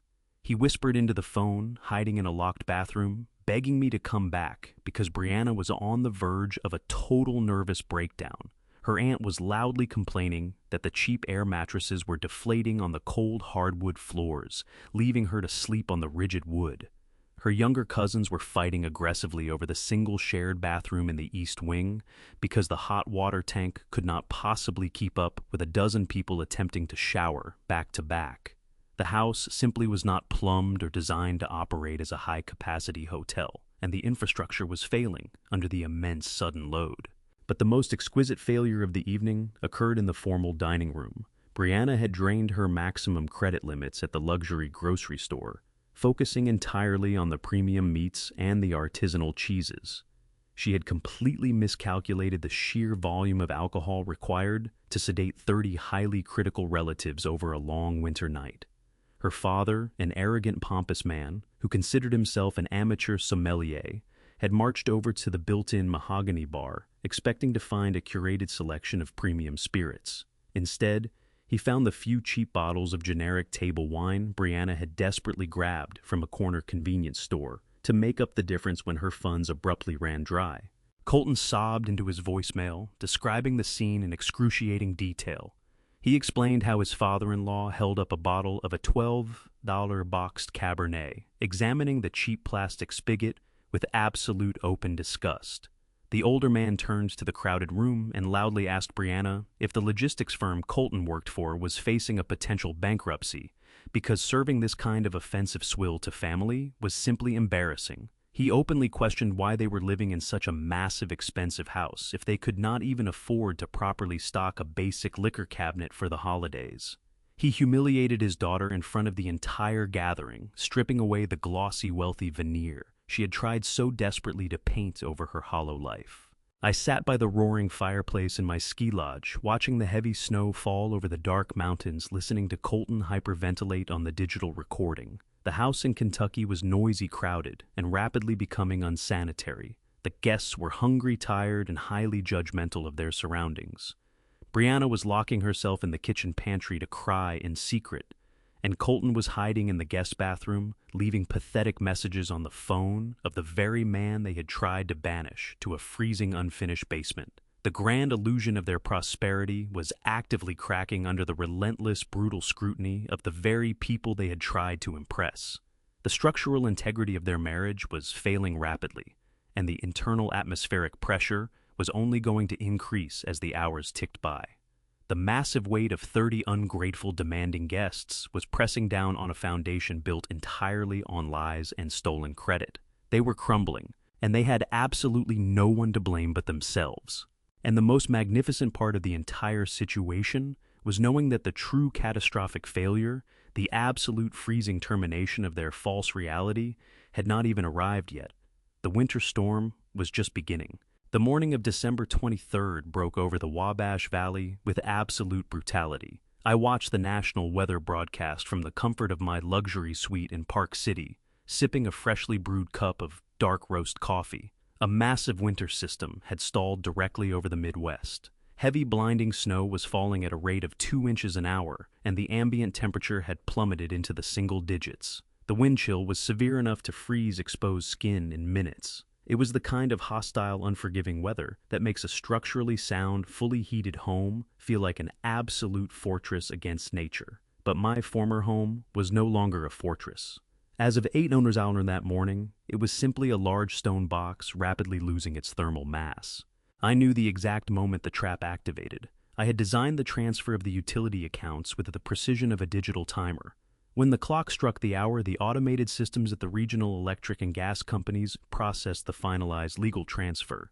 My name was officially wiped from the ledger.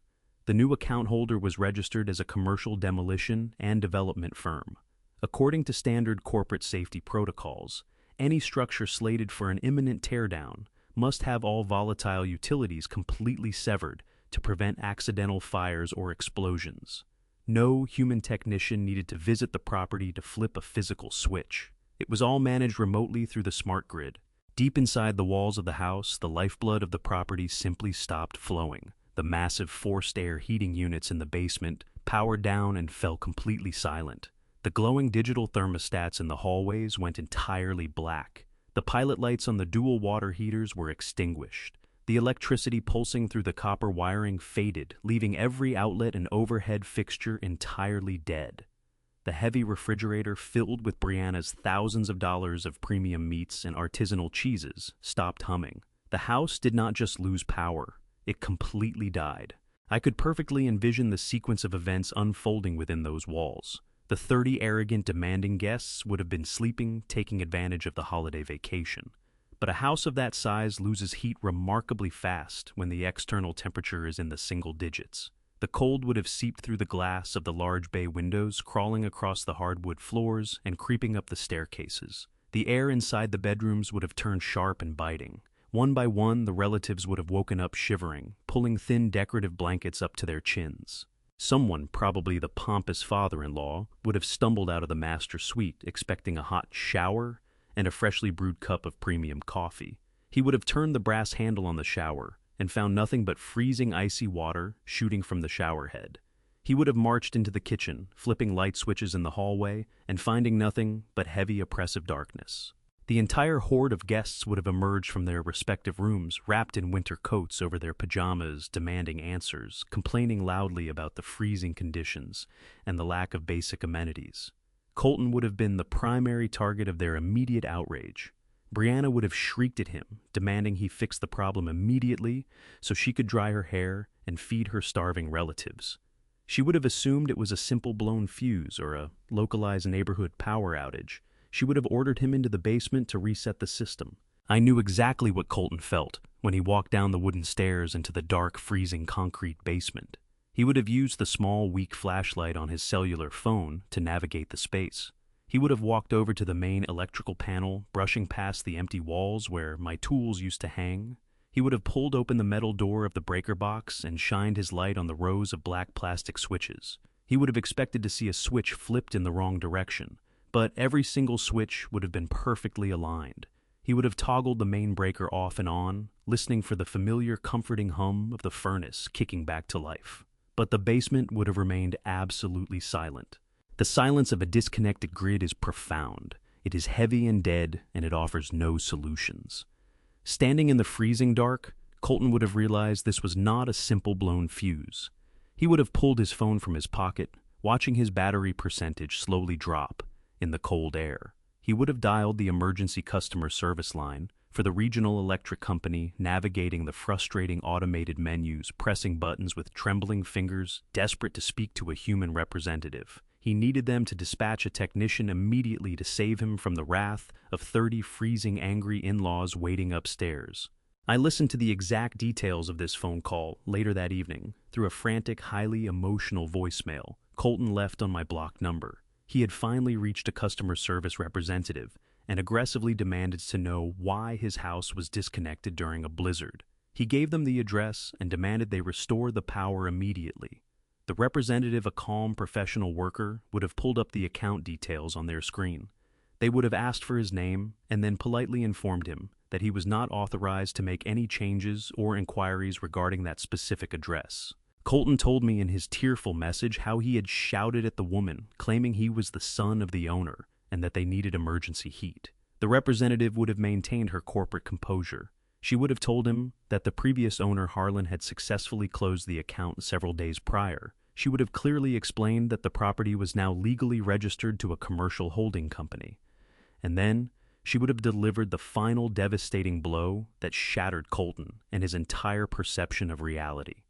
She would have informed him that the new corporate owner had explicitly requested a total hard termination of all utility services at that address.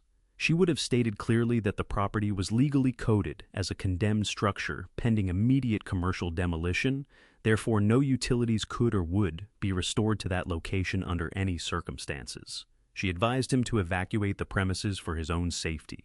I sat in Park City watching the snow fall over the pristine white mountains, sipping my coffee.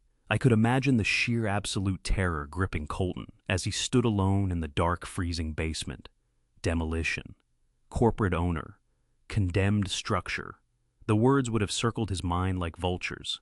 The reality of the situation would have crashed down upon him, crushing the breath right out of his lungs. The massive, expensive house he had treated as his own personal free hotel was gone, sold, right out from under him while he was sleeping. He had no legal rights. He had no power. He had no heat. He was a broke man standing in a freezing basement with a maxed-out credit card, a furious, entitled wife, and 30 aggressive relatives upstairs who were waiting for him to fix a problem that was fundamentally impossible to solve. The structural illusion he and Brianna had so carefully built to impress their family was not just cracking, it had completely evaporated into thin air. The temperature inside the house was dropping rapidly, but the true chill, the cold, inescapable dread of total ruin had finally reached his bones. The heavy timber beams of the Park City ski lodge stretched high above my head, framing a massive wall of pristine glass. Outside the window, thick white snowflakes drifted lazily down from a bright silver sky, settling softly onto the jagged peaks of the Rocky Mountains. Inside the private lounge, the atmosphere was a masterclass in ultimate luxury and total comfort. A colossal stone fireplace dominated the far wall, filled with massive logs of cedar that crackled and popped, radiating a deep, penetrating warmth across the room. I was seated in a plush, oversized leather armchair, resting my feet near the hearth. In my right hand, I held a heavy crystal glass filled with a premium aged beverage, the amber liquid catching the golden light of the fire. Soft instrumental jazz floated from hidden speakers, blending perfectly with the quiet murmur of other wealthy patrons enjoying their winter retreats. I was completely relaxed, my heart rate slow and steady. I was a man who had successfully navigated a treacherous storm and had finally reached the absolute safety of a distant shore. My mobile phone sat on the polished wooden table next to my chair. For the past hour, the screen had remained completely dark and silent. I knew Colton was likely paralyzed by shock, trapped in that freezing basement, trying to process the catastrophic revelation the utility representative had just handed him. He lacked the fundamental courage to confront me directly after hearing the words condemned and demolition. But I also knew Brianna possessed no such hesitation. Her entire identity was currently crumbling in front of the very audience she had spent years trying to impress. Her desperation would easily override any sense of caution. Right on schedule, the quiet screen of my phone suddenly illuminated. The device began to vibrate aggressively against the polished wood, sliding slightly across the table. I looked down at the caller identification. It was Brianna. I did not pick up the phone immediately. I let it vibrate, watching the screen flash her name over and over again. I took a slow, deliberate sip from my crystal glass, letting the rich, warming liquid coat my throat. I savored the absolute control I possessed in this moment. I was the architect holding the only set of blueprints to a building that was currently collapsing around her ears. On the fifth ring, I reached out, picked up the device, and pressed the green button to accept the call. I brought the speaker to my ear, but did not say a single word. I simply waited for her to initiate the connection. "Hi, Harlan." She shrieked, her voice completely frantic and incredibly shrill. The sheer volume forced me to pull the phone a few inches away from my ear. "It is freezing in here, the power is completely out, and the water is like ice. My mother is sitting in the living room, wearing 3 winter coats, and my uncle is threatening to book a flight back home. Colton went down to the basement, and he is speaking absolute nonsense about the house being scheduled for demolition. You need to call the utility company right now and fix this massive bank error, give them your credit card number, and tell them to turn the heat back on immediately. You are ruining my entire Christmas. You are humiliating me in front of my family." I sat back in my leather chair, listening to the chaotic symphony of destruction playing out in the background of the call. I could hear the unmistakable sound of chattering teeth and shivering bodies. I heard a woman who sounded exactly like her arrogant mother, loudly complaining that she could see her own breath in the dining room. I heard the sharp, angry voices of her relatives demanding answers, demanding hot coffee, demanding a warm place to sleep. The entire environment was a toxic, freezing pressure cooker of resentment and blame, and Brianna was trapped squarely in the center of it, completely powerless to stop the implosion of her carefully crafted social image. I listened to her panting heavily into the receiver, hyperventilating, gasping for air, as her reality fractured into 1,000 irreparable pieces. She was waiting for me to apologize. She was waiting for me to tell her I was dialing the power company to resolve the issue. She was waiting for the subservient old man to step in and finance her salvation one last time. I swirled the amber liquid in my glass, watching the firelight dance through the crystal. "Brianna," I said, my voice dropping to a low, calm, and incredibly smooth pitch. The quiet resonance of my tone stood in stark contrast to her hysterical screaming. "There is no bank error, there is no mistake with the billing department, and there is absolutely nothing I can do to restore the heat to that property." "What are you talking about?" she demanded, her voice cracking with mounting terror. "It is your house, you pay the bills. Call them and fix it." "That is where you are fundamentally incorrect," I replied, speaking with the slow, deliberate cadence of a teacher explaining a very simple concept to a very slow student. "I do not pay the bills, and more importantly, I do not own that house anymore. I sold the entire property to a commercial real estate developer for a pure cash transaction. The final paperwork was signed weeks ago." The line went dead silent for a few glorious seconds. The only sound was the crackle of the cedar logs in my fireplace and the faint howling of the Kentucky blizzard echoing through her end of the phone. I could practically hear the gears inside her mind grinding together and shattering as the truth finally penetrated her thick wall of denial. "You sold it," she whispered, her voice barely audible over the background noise of her complaining relatives. "But we live here. My family is here. Where are we supposed to go? That is a logistical problem you will have to solve on your own. I told her, feeling a profound sense of satisfaction wash over my entire being. The developer assumed total legal control of the utilities this morning. Standard corporate demolition protocol requires a hard shutoff of all volatile services to prevent liability before the bulldozers arrive on the 26th.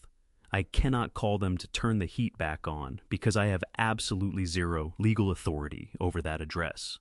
You are currently trespassing in a condemned commercial structure. Harlan, please. She whimpered, the arrogance and entitlement entirely stripped from her voice, replaced by a naked begging desperation. Please, you cannot do this to us. It is freezing. We have no money to go anywhere else. My parents will never forgive me. Please help us. I looked out the massive glass windows, watching the gentle snow coat, the tranquil Park City mountains. I thought about the 3 years I had spent scrubbing wine stains off antique rugs. I thought about the thousands of dollars she had stolen from my accounts to buy designer shoes. I thought about the moment she demanded I sleep on a broken metal spring in a damp basement, so her parents could sleep in the bed I shared with my late wife.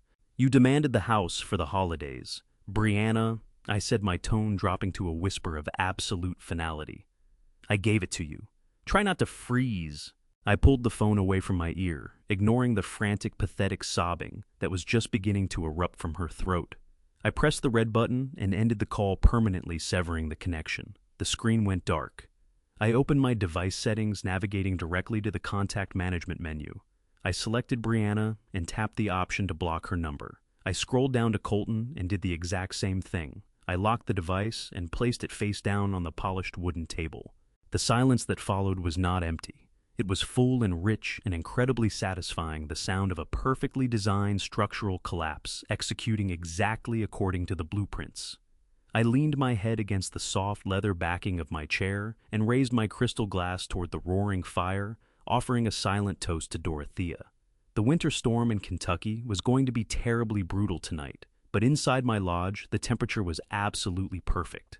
The morning of Christmas Eve arrived with a brilliant, blinding sunlight reflecting off the heavy layers of fresh snow in Park City. I woke up feeling entirely refreshed and completely rested. I ordered a generous room service breakfast and poured myself a hot cup of dark coffee. I walked over to the massive windows of my suite and took a seat at the small glass table. I opened my tablet and launched the security application. I had strategically left the high-definition exterior and entryway cameras perfectly active and connected to a dedicated cellular backup line. I wanted to witness the final structural collapse with perfect clarity. The digital feed from Kentucky loaded onto my screen. The neighborhood was buried under 2 feet of snow. My former driveway was a chaotic frozen parking lot, filled with the rental vehicles of 30 furious, shivering relatives. The windows of the stone house were completely frosted over from the inside, a clear indication that the interior temperature was hovering dangerously close to freezing. I watched the timestamp on the bottom corner of the screen tick forward. It was exactly 9 o'clock in the morning. Right on schedule, a heavy white commercial utility truck, equipped with a snowplow, turned onto the street. It was followed closely by a sleek black corporate vehicle. They rolled slowly past the snowed-in rental cars and parked directly at the base of the driveway. The doors of the black vehicle opened first. A tall, broad-shouldered man stepped out into the freezing air. He wore a heavy wool overcoat, a perfectly tailored suit, and carried a thick metal clipboard. This was the commercial property manager employed by the luxury development firm. He moved with the rigid, uncompromising authority of a man who dealt exclusively in million-dollar contracts and strict corporate timelines. From the white utility truck, 3 more men emerged. 2 of them were massive, imposing private security contractors wearing thick black tactical jackets and heavy boots. They looked like professional enforcers hired to ensure absolute compliance. The 3rd man carried a heavy leather tool belt slung over his shoulder, a commercial locksmith brought in to drill out the old locks and secure the perimeter of the condemned structure. The 4 men marched up the icy walkway, moving in a tight, synchronized formation. They did not look like holiday visitors. They looked like an eviction squad. I turned up the volume on my tablet, listening through the crisp audio feed of the porch camera. The property manager stepped up to the heavy wooden front door. He did not search for the doorbell. He raised his gloved hand and delivered 4 loud, aggressive knocks against the solid wood. The sound echoed sharply in the freezing morning air, a heavy, demanding sound that carried the full weight of legal authority. For a full minute, nothing happened. The property manager looked at his clipboard, verifying the address, and knocked again, this time, even louder. Finally, the brass handle slowly turned. The heavy door pulled open just a few inches. Brianna stood in the doorway, and the sight of her was absolutely glorious. The arrogant, perfectly manicured woman who had demanded premium Prosecco and imported cheeses was entirely gone. In her place stood a shivering, miserable figure. She was wrapped tightly in a thick, ugly sleeping bag, wearing a pair of dirty sweatpants and 3 layers of mismatched sweaters. Her hair was a tangled, greasy mess. Her face was pale, and her lips had a distinct bluish tint from spending the entire night trapped in a freezing house. She looked exactly like what she had become, a desperate squatter. She asked if she could help them, her voice shaking uncontrollably from the bitter cold. The property manager looked at her with an expression of absolute corporate detachment. He did not offer a warm holiday greeting. He glanced down at the documents attached to his metal clipboard and then looked back at Brianna. He stated, his voice booming clearly through the microphone, that he was the regional director for the commercial development group. He announced he was looking for the previous owner to conduct the final pre-demolition walkthrough. Brianna gripped the edge of the door, her knuckles turning white. She stammered, her teeth audibly chattering, that the previous owner was not there. She claimed he had gone on vacation and that they were his family staying there for Christmas. The property manager frowned, stepping closer to the threshold. The 2 massive security guards moved up right behind him, crossing their arms over their broad chests. They loomed over Brianna, casting a dark, intimidating shadow across the entryway. The manager said, his tone dropping into a hard, uncompromising register, that her claim was completely impossible. He explained this property was officially sold and legally transferred to a corporate holding company.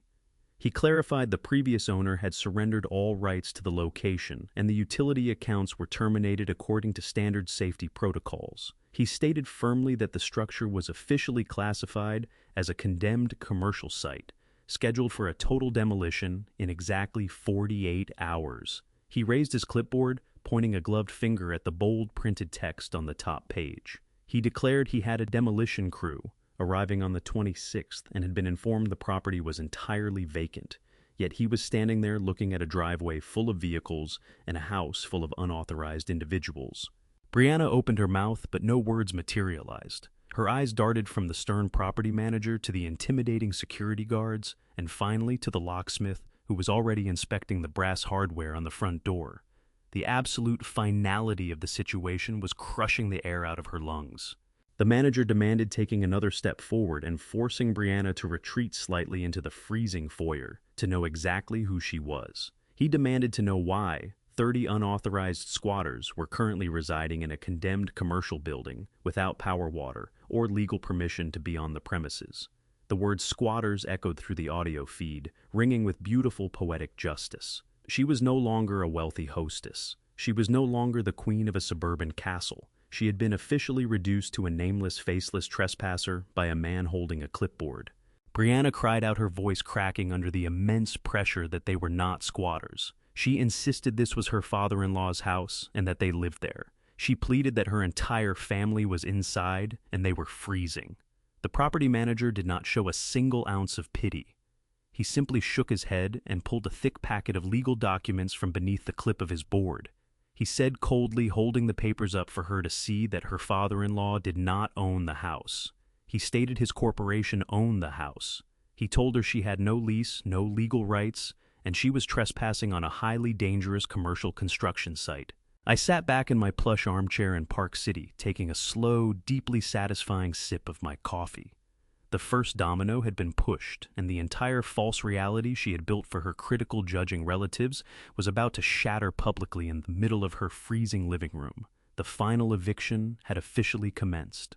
The freezing wind whipped through the open front door, blowing a fine mist of snow into the marble foyer. I leaned closer to the glowing screen of my tablet, watching the high-definition security feed with absolute fascination. Brianna was trembling uncontrollably, wrapped in her dirty sleeping bag, staring at the property manager as if he were an executioner. The harsh reality of her situation was finally crashing down upon her. But the true public execution of her pride had not even started. From the depths of the freezing house, loud, heavy footsteps echoed down the hallway. Brianna shrank back as her father marched into the entryway. He was a large, pompous man who had spent the entire previous evening loudly bragging to his siblings and cousins about the massive estate his successful daughter had purchased. He was wearing a heavy wool coat over his pajamas, his face red with a mixture of cold and profound irritation. He stepped up behind Brianna, placing a heavy hand on her shoulder and glaring at the men standing on the porch. He demanded to know what was going on and why the front door was standing wide open, letting in the freezing air. He puffed out his chest, looking directly at the property manager, and loudly announced that this was his daughter and son-in-law's private home. He threatened to call the police if the men did not leave their property immediately. I took a slow, deeply satisfying sip of my coffee in Park City. The arrogant father had just walked perfectly into the trap. The property manager did not flinch. He did not back down. He simply looked at the older man with an expression of cold corporate amusement. He stated very clearly, so that his voice carried down the hallway and into the crowded living room, that this was absolutely not her home. He announced that this property belonged to a commercial development firm and that everyone currently inside the structure was trespassing. The father let out a loud, arrogant laugh, waving his hand dismissively. He insisted that there must be some kind of clerical error because his daughter Brianna and her husband Colton had recently acquired this massive suburban estate. He turned to Brianna, expecting her to agree with him and order the men off the porch. But Brianna could not speak. She kept her eyes glued to the floor, her face buried in the folds of her sleeping bag, shivering from something much deeper than the winter cold. Just then, Colton emerged from the basement stairwell, dragging his feet like a condemned man walking to the gallows. He looked completely defeated. His shoulders slumped, his face a mask of total despair. He walked into the foyer, stepping up beside his humiliated wife and his confused father-in-law. The property manager looked down at his clipboard, verifying a name, and then looked directly at my son. The manager asked if he was Colton. Colton nodded weakly, his voice barely a whisper. The manager reached into the thick leather portfolio under his arm. He pulled out a heavy stack of legal documents printed on crisp white paper and bound by a thick blue legal clip. He did not hand them over politely. He shoved the heavy stack of papers directly into Colton's chest, forcing him to take them. The manager announced loudly that he was officially serving them with a 24-hour notice of eviction. He stated that the attached documents contained the final deed of sale, signed and executed by the actual legal owner, Harlan. He clarified that the property was sold in a cash transaction weeks ago, and that Colton and Brianna had absolutely no lease, no ownership, and zero legal rights to occupy the premises. The silence in the foyer was absolute. The pompous father stared at the legal documents resting in Colton's trembling hands. The color began to drain rapidly from the older man's face. He turned to his daughter, his voice dropping its arrogant edge and replacing it with a tone of rising panic. He asked Brianna what the man was talking about. He demanded to know if they owned the house behind them. The remaining 28 relatives had slowly gathered in the hallway and the living room, drawn by the commotion at the front door. They were all huddled in heavy coats and blankets, shivering in the freezing house, listening to every single word. The aunts, the uncles, the cousins who had spent the last 2 days being bossed around by Brianna were now watching her entire fake empire crumble into dust. Colton looked down at the documents. His eyes scanned the first page. He saw my signature. He saw the sale price. He saw the strict transfer dates. He closed his eyes and let out a pathetic, broken sob. He confessed to the entire room that they did not own the house. He admitted that it was my house and that I had sold it right out from under them without saying a single word. The reaction from the gathered family was instantaneous and brutal. The whispers erupted into a loud, chaotic chorus of absolute shock and mounting anger. An aunt from the back of the room shouted that they had flown across the country to stay in a stolen house. An uncle loudly complained that they were freezing to death in a condemned building because Brianna wanted to play pretend. The illusion of wealth and success was completely shattered, leaving nothing but the pathetic reality of 2 broke entitled adults who had driven away the only man who ever truly supported them. Brianna covered her face with her hands, sobbing hysterically into the fabric of her sleeping bag. Her father took a massive step away from her, looking at his daughter with a mixture of absolute disgust and profound embarrassment. He had spent months bragging to his golf buddies and business associates about the massive estate his successful daughter owned. He realized in that exact moment that he had been boasting about a lie.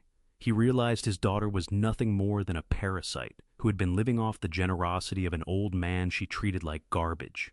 The property manager stood on the porch completely unfazed by the family drama unfolding before him. He pointed a gloved finger at Colton and delivered his final devastating instruction. He stated that they had exactly 24 hours to pack their belongings and vacate the premises. He warned that if the house was not entirely empty by 9 Osagers, the following morning he would return with the local police to begin making arrests for criminal trespassing. He turned around and walked back down the icy driveway, followed closely by the locksmith and the 2 massive security guards. They climbed back into their vehicles and drove away, leaving the front door wide open. The freezing winter wind howled into the foyer, sweeping across the polished marble floor. Colton and Brianna stood frozen in the entryway, completely exposed and utterly defenseless under the furious, judgmental stares of their 30 freezing relatives. I watched them from my warm, luxurious sanctuary in Park City, feeling a deep, profound sense of ultimate satisfaction. The structural collapse was complete. There was absolutely nothing left of their false kingdom but rubble. The heavy wooden door stood wide open, letting the brutal Kentucky blizzard sweep directly into the grand foyer.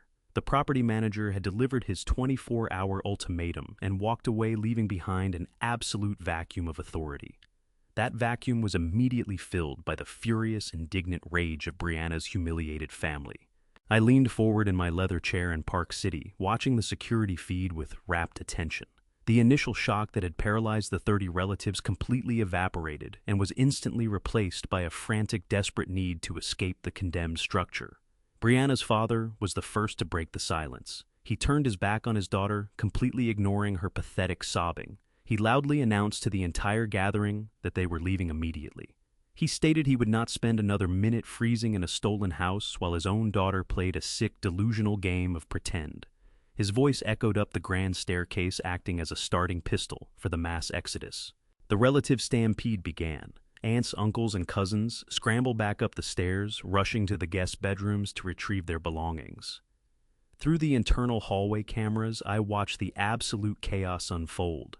The carefully arranged holiday illusion was torn to shreds in minutes. Suitcases were thrown open on top of the unmade beds. Clothes and toiletries were shoved hastily into canvas bags.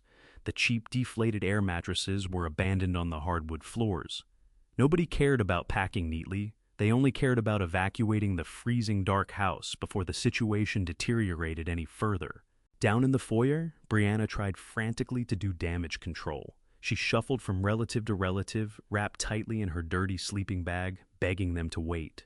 She pleaded with her cousins, trying to formulate a ridiculous lie about a bank error and a misunderstanding with the real estate developer. But her family was entirely done listening to her lies. Her uncle pushed past her, dragging a heavy rolling suitcase, and loudly told her to get out of his way. Her cousins ignored her, completely refusing to even make eye contact as they carried their bags down the stairs. The absolute disdain they held for her was palpable through the silent video feed. Her father stood in the center of the living room, furiously tapping on his cellular phone. The massive driveway was completely snowed in and packed tightly with their frozen rental cars, making it impossible for them to drive themselves out. Instead, he was coordinating a massive emergency evacuation using a premium rideshare application. He booked a fleet of large sport utility vehicles to transport his massive family to a luxury hotel downtown, using his own wealth to rescue his relatives from the catastrophic disaster his daughter had orchestrated. Within 20 minutes, the first black vehicles began arriving on the snow-covered street outside. The family marched toward the front door, wrapping their heavy winter coats tightly around their bodies. They dragged their luggage across the marble tiles, leaving long streaks of dirty, melted snow in their wake. They did not say goodbye to Colton. My son was sitting on the bottom step of the staircase, his head buried in his hands, entirely paralyzed by his impending ruin. He had completely shut down, utterly unable to process the magnitude of his failure. As the last few relatives filed out the front door, Brianna made one final desperate attempt to salvage her most important relationship. She reached out and grabbed her mother by the arm. The matriarch of the family, a woman whose entire existence revolved around social status and pristine public image, stopped in the doorway. Brianna sobbed openly, begging her mother for financial help, begging for a place to stay, begging for forgiveness. She asked her mother to pay for a hotel room for her and Colton, so they would not freeze to death on the street. The mother looked at Brianna with an expression of pure, unadulterated disgust. She did not offer a warm, maternal embrace. She did not offer a word of comfort. She pulled her arm away from her daughter with a sharp, aggressive motion. She spoke with a cold, calculating precision that cut through the freezing air. She told Brianna that she was a profound, massive embarrassment to their entire family. She stated that Brianna had humiliated them in front of their extended relatives, dragging them to a condemned, freezing house just to satisfy her own pathetic vanity. Then, the mother delivered the final, crushing blow. She explicitly ordered Brianna not to contact them for the remainder of the holiday season. She told her daughter that she and Colton had created this disastrous mess entirely on their own, and that they would have to find a way to survive the consequences without a single dime of family money. She turned around, stepped out onto the snowy porch, and climbed into the waiting vehicle without looking back a single time. The heavy sport utility vehicles pulled away from the curb, their red taillights disappearing into the thick white snowstorm. The street fell completely silent. The massive exodus was officially complete. Inside the house, Colton and Brianna were left entirely alone. They were standing in the freezing dark foyer, surrounded by the muddy footprints of their departed guests and the shattered remnants of their false reality. They had absolutely no money in their bank accounts. Their credit cards were completely maximized.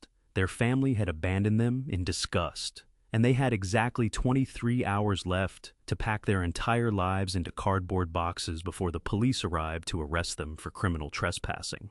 I reached out and gently tapped the screen of my tablet, closing the security application. The performance was over, and the ending was absolutely flawless. I sat back in my armchair, feeling the deep, comforting warmth of the fireplace washing over my face. I had designed a structural collapse of immense proportions, and it had executed with brilliant mathematical perfection. I took a slow, satisfying sip of my aged scotch, entirely at peace. A full week had passed since the eviction, 7 glorious, uninterrupted days of absolute tranquility. I was sitting on the private terrace of my Park City lodge, breathing in the crisp mountain air and reading a novel I had neglected for years. My phone sat quietly on the small glass table next to my coffee. I had unblocked Colton's number earlier that morning, not because I was ready to forgive him, but because a structural engineer always needs to verify that the demolition was completely successful. Right on schedule, the phone began to vibrate against the glass. I let it ring 3 times before slowly picking up the device and answering the call without saying a single word. The audio quality on the other end of the connection was absolutely pathetic. Through the speaker, I could hear the distinct muffled sounds of a cheap roadside motel. A police siren wailed faintly in the distance, and a heavy commercial truck rumbled past, rattling the thin windows of wherever my son was hiding. In the background, I could clearly hear Brianna crying. It was not her usual theatrical sobbing, meant to manipulate an audience. It was the hollow, exhausted weeping of a woman who had finally run out of options. Colton took a ragged, trembling breath. He spoke my name, his voice cracking under the crushing weight of his new reality. He sounded completely broken, stripped of every ounce of the arrogant entitlement he had worn like a crown just 7 days prior. He started begging, immediately pouring out a frantic stream of apologies and excuses. He told me that they had been forced to spend their last remaining dollars on a filthy motel room just off the interstate. He confessed that their bank accounts were entirely overdrawn and their credit cards were completely maximized. He explained that his luxury vehicle was on the verge of being repossessed because he had missed 3 consecutive lease payments. He sobbed into the receiver, pleading with me to wire them just enough money to secure a small apartment. He promised he would pay me back every single cent. He swore he would find a second job. He begged me to remember that he was my only son and that I could not simply leave him to rot in a dangerous roadside motel. I sat in the morning sunlight, listening to his desperate unraveling with complete emotional detachment. I did not feel a single pang of guilt or parental obligation. I waited for him to completely exhaust his lungs and fall silent. When the line was finally quiet, I spoke with calm, measured precision. I told him that my role as his personal automated teller machine officially terminated the exact moment he allowed his wife to treat me like a domestic servant in the home I built with his mother. I reminded him of the morning he sat at my dining table and cowered behind his plate while Brianna exiled me to a broken spring mattress in a freezing basement. I explained that an adult man must bear the full unmitigated weight of his own decisions. Colton tried to interrupt, attempting to formulate another pathetic excuse. I did not allow him to speak. I told him that I had spent the last 3 years quietly absorbing their disrespect while secretly financing their absolute vanity. I stated clearly that the financial pipeline was permanently severed and no amount of begging would ever reconnect it.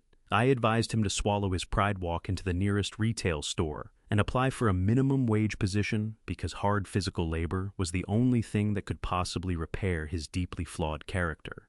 I told him this was my final communication and that any future attempts to contact me would be handled directly by my legal counsel. He let out a loud, agonizing cry, begging me not to hang up the phone. I did not listen to the rest of his sentence. I pulled the device away from my ear and pressed the button, dropping the call into total silence. I immediately opened my settings and permanently blocked his number, ensuring he could never breach my peace again. The final tie was officially cut. They were entirely on their own, forced to navigate the brutal, unforgiving reality of extreme debt and manual labor. I set the phone face down on the table, leaned back in my chair, and took a deep, fulfilling breath of the fresh winter air. Exactly 1 month later, the brutal, freezing Kentucky blizzard feels like nothing more than a distant, faded nightmare. I am currently sitting on a massive wraparound balcony, high above the sparkling turquoise waters of the Gulf of Mexico.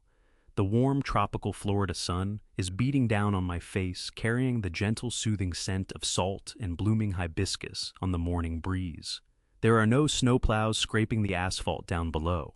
There are no frantic phone calls about broken heaters or utility shutoffs.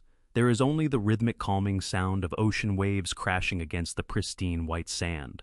I purchased this ultra-luxury penthouse condominium entirely in cash, using merely a fraction of the millions generated from the swift sale of the Kentucky property. The transition was flawless. I take a slow, deep sip of my dark roast coffee, allowing the rich, robust flavor to linger on my tongue. The ceramic mug rests on a sleek glass patio table, entirely free of sticky caramel latte stains. Inside the condominium, the floor-to-ceiling windows let the brilliant sunlight wash over immaculate imported marble floors. There are no unwashed dishes piling up in my state-of-the-art kitchen. There are no loud, obnoxious dinner parties rattling the walls on a Tuesday night. The air in my home is perfectly clean, perfectly regulated, and perfectly mine. I think back to the damp, freezing, unfinished basement where my daughter-in-law had so casually attempted to banish me. I think of the broken metal spring on that ancient pull-out couch. The contrast between that proposed exile and my current reality is simply magnificent. I have successfully reclaimed my absolute sovereignty. Resting on the glass table right next to my coffee mug is a small polished silver frame containing a photograph of Dorothea. It is the picture we took on our 30th wedding anniversary. She is smiling that radiant, beautiful smile, with her dark hair blowing gently in the wind. I reach out and gently trace the smooth edge of the metal frame.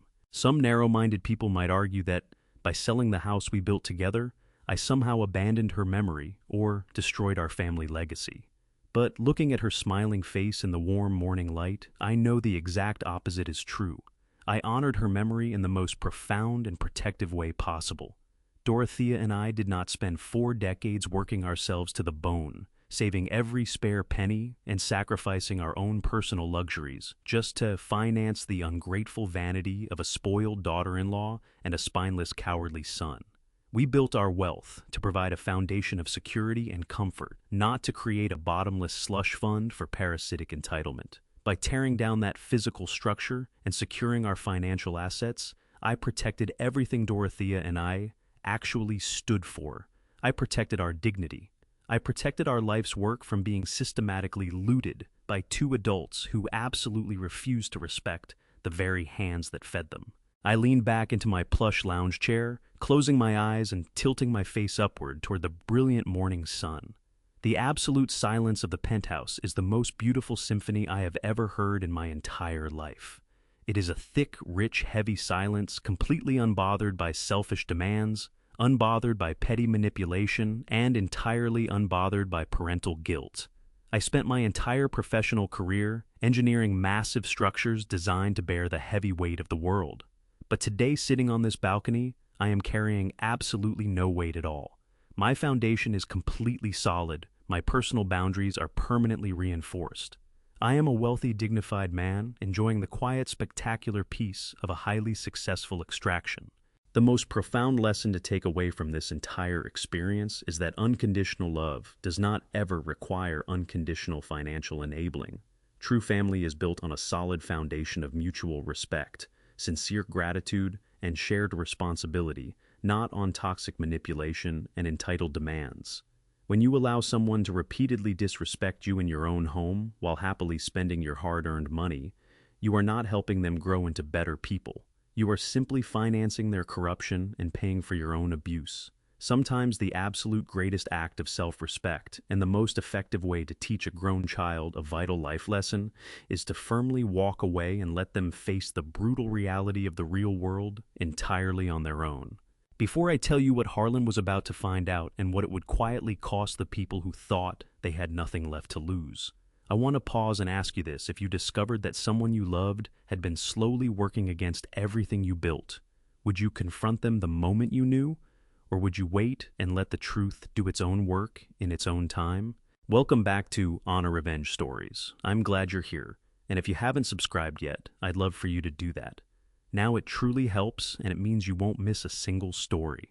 Before we begin today, I want to ask you something, just from what I'm about to share. Who do you think you'll find yourself rooting for Harlan, trying to hold on to what he built, or someone else entirely?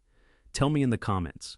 Now, a couple of things I want you to know. Up front, some details in this story have been shaped for storytelling, and any resemblance to specific people or events beyond this account is purely coincidental. What matters is the truth at the heart of it. All right, let's get into it. And that is where Harlan's story ends, not in a courtroom, not in a screaming match at the front door, but in a quiet exit. He simply left. And somehow, that was the most powerful thing he could have done. I think about what it must have taken to smile and say nothing while the plan was still forming, to grieve the son he thought he had while still moving forward. I believe God honors that kind of patient, clear-eyed courage, the kind that doesn't perform for anyone, that just does what needs to be done, and then walks away with its head held high. That is not weakness. That is the hardest thing a person can do. Here is what I take from Harlan's story, and I hope you'll carry at least one of these with you. First, when someone shows you who they are inside your own home, believe them the first time. Second, the quietest response is often the one that lands hardest. Patience is not the same as surrender. Third, protect what you built. Nobody else will do it for you, and waiting for fairness is not a plan. If you're part of the adult spasti 50-plus world, if you've lived long enough to know that family can disappoint you in ways strangers never could, then this family, revenge story, probably landed somewhere deep. I hope it also leaves you with a little fire, the good kind. If it moved, you share it with someone who needs to hear it today. Leave your thoughts in the comments. I read every single one. And if you haven't subscribed to Honor Revenge Stories yet, please do. There are more stories like this one waiting for you. Thank you so much for being here. Until next time, take good care.